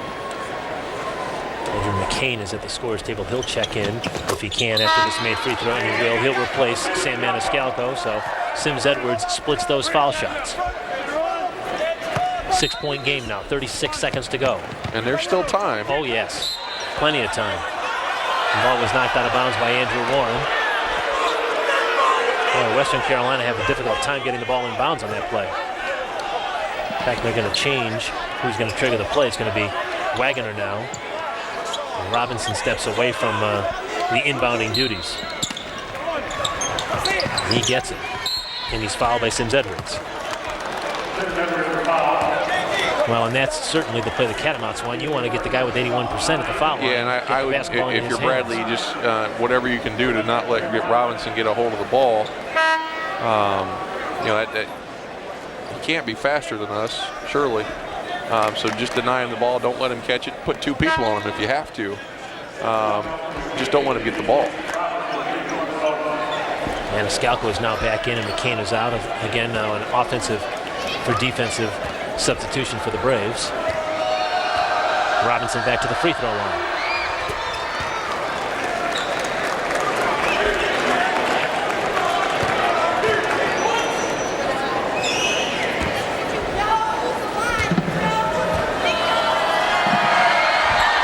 Nice soft touch. Robinson doing the damage tonight for Western Carolina. 20-point effort for a man who averages 10. Deep three. Chris Roberts. No good. There's another 25-footer. Gets another crack at a three. Missed it. Robinson the rebound, and that might do it. Yeah, that's pretty much it. There's just not enough time, and it looks like Coach Les has called off the Dogs. And Western Carolina is going to come in here and take away a win. We said at halftime, this is a team that's not going away. Nope. They are 8-1 for the first time since the mid-1960s.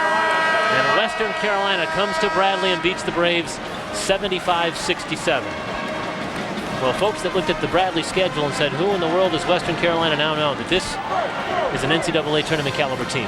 It just depends on how they continue their season. But obviously they've taken care of business here in the non-conference. You get a good win here. It would have been a good win for Bradley, but, again, one of the big things that hurt them tonight, free throws. They just did not take advantage of the opportunities that were presented. And if you're going to miss that many free throws, they end up going 19 for 33 at 50, just over 57%, that you're just not going to win games that way. Western Carolina beats Bradley 75-67. We're back to wrap things up from Carver Arena in just a minute. I'm sorry, we are staying here. So I guess we'll wrap things up. What's your final thought here, Chad? Well, what we talked about at the beginning, it really wasn't the defensive game we thought it would be. Both teams shot around 50%. The one thing that did really pop up against Bradley, again, and I've said it many times, is the free throws. You just got to take advantage of those opportunities when they're given to you. All in all, a well-played game. Neither team turned it over a lot. Well-played game. Unfortunately, Bradley comes up on the short end. Well, certainly the fans that came to Carver Arena tonight saw an entertaining game, and we hope you did too back at home watching us here on WTVP. Again, the final score, Western Carolina beats Bradley 75-67. For our producer-director, Todd Pilon, and for Chad Klein, doing an awesome job as always with the analysts, this is Kurt Pegler, 75-67. Western Carolina beats Bradley. Good night from Carver Arena.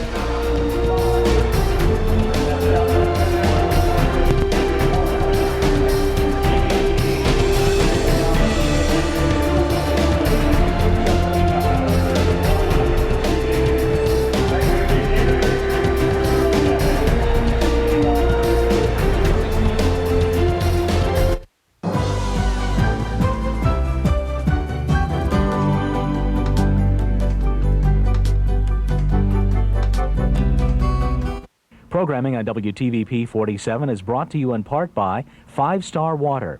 5 Star Water is locally owned and operated. High-quality bottled water for your home or office. 800-872-5969.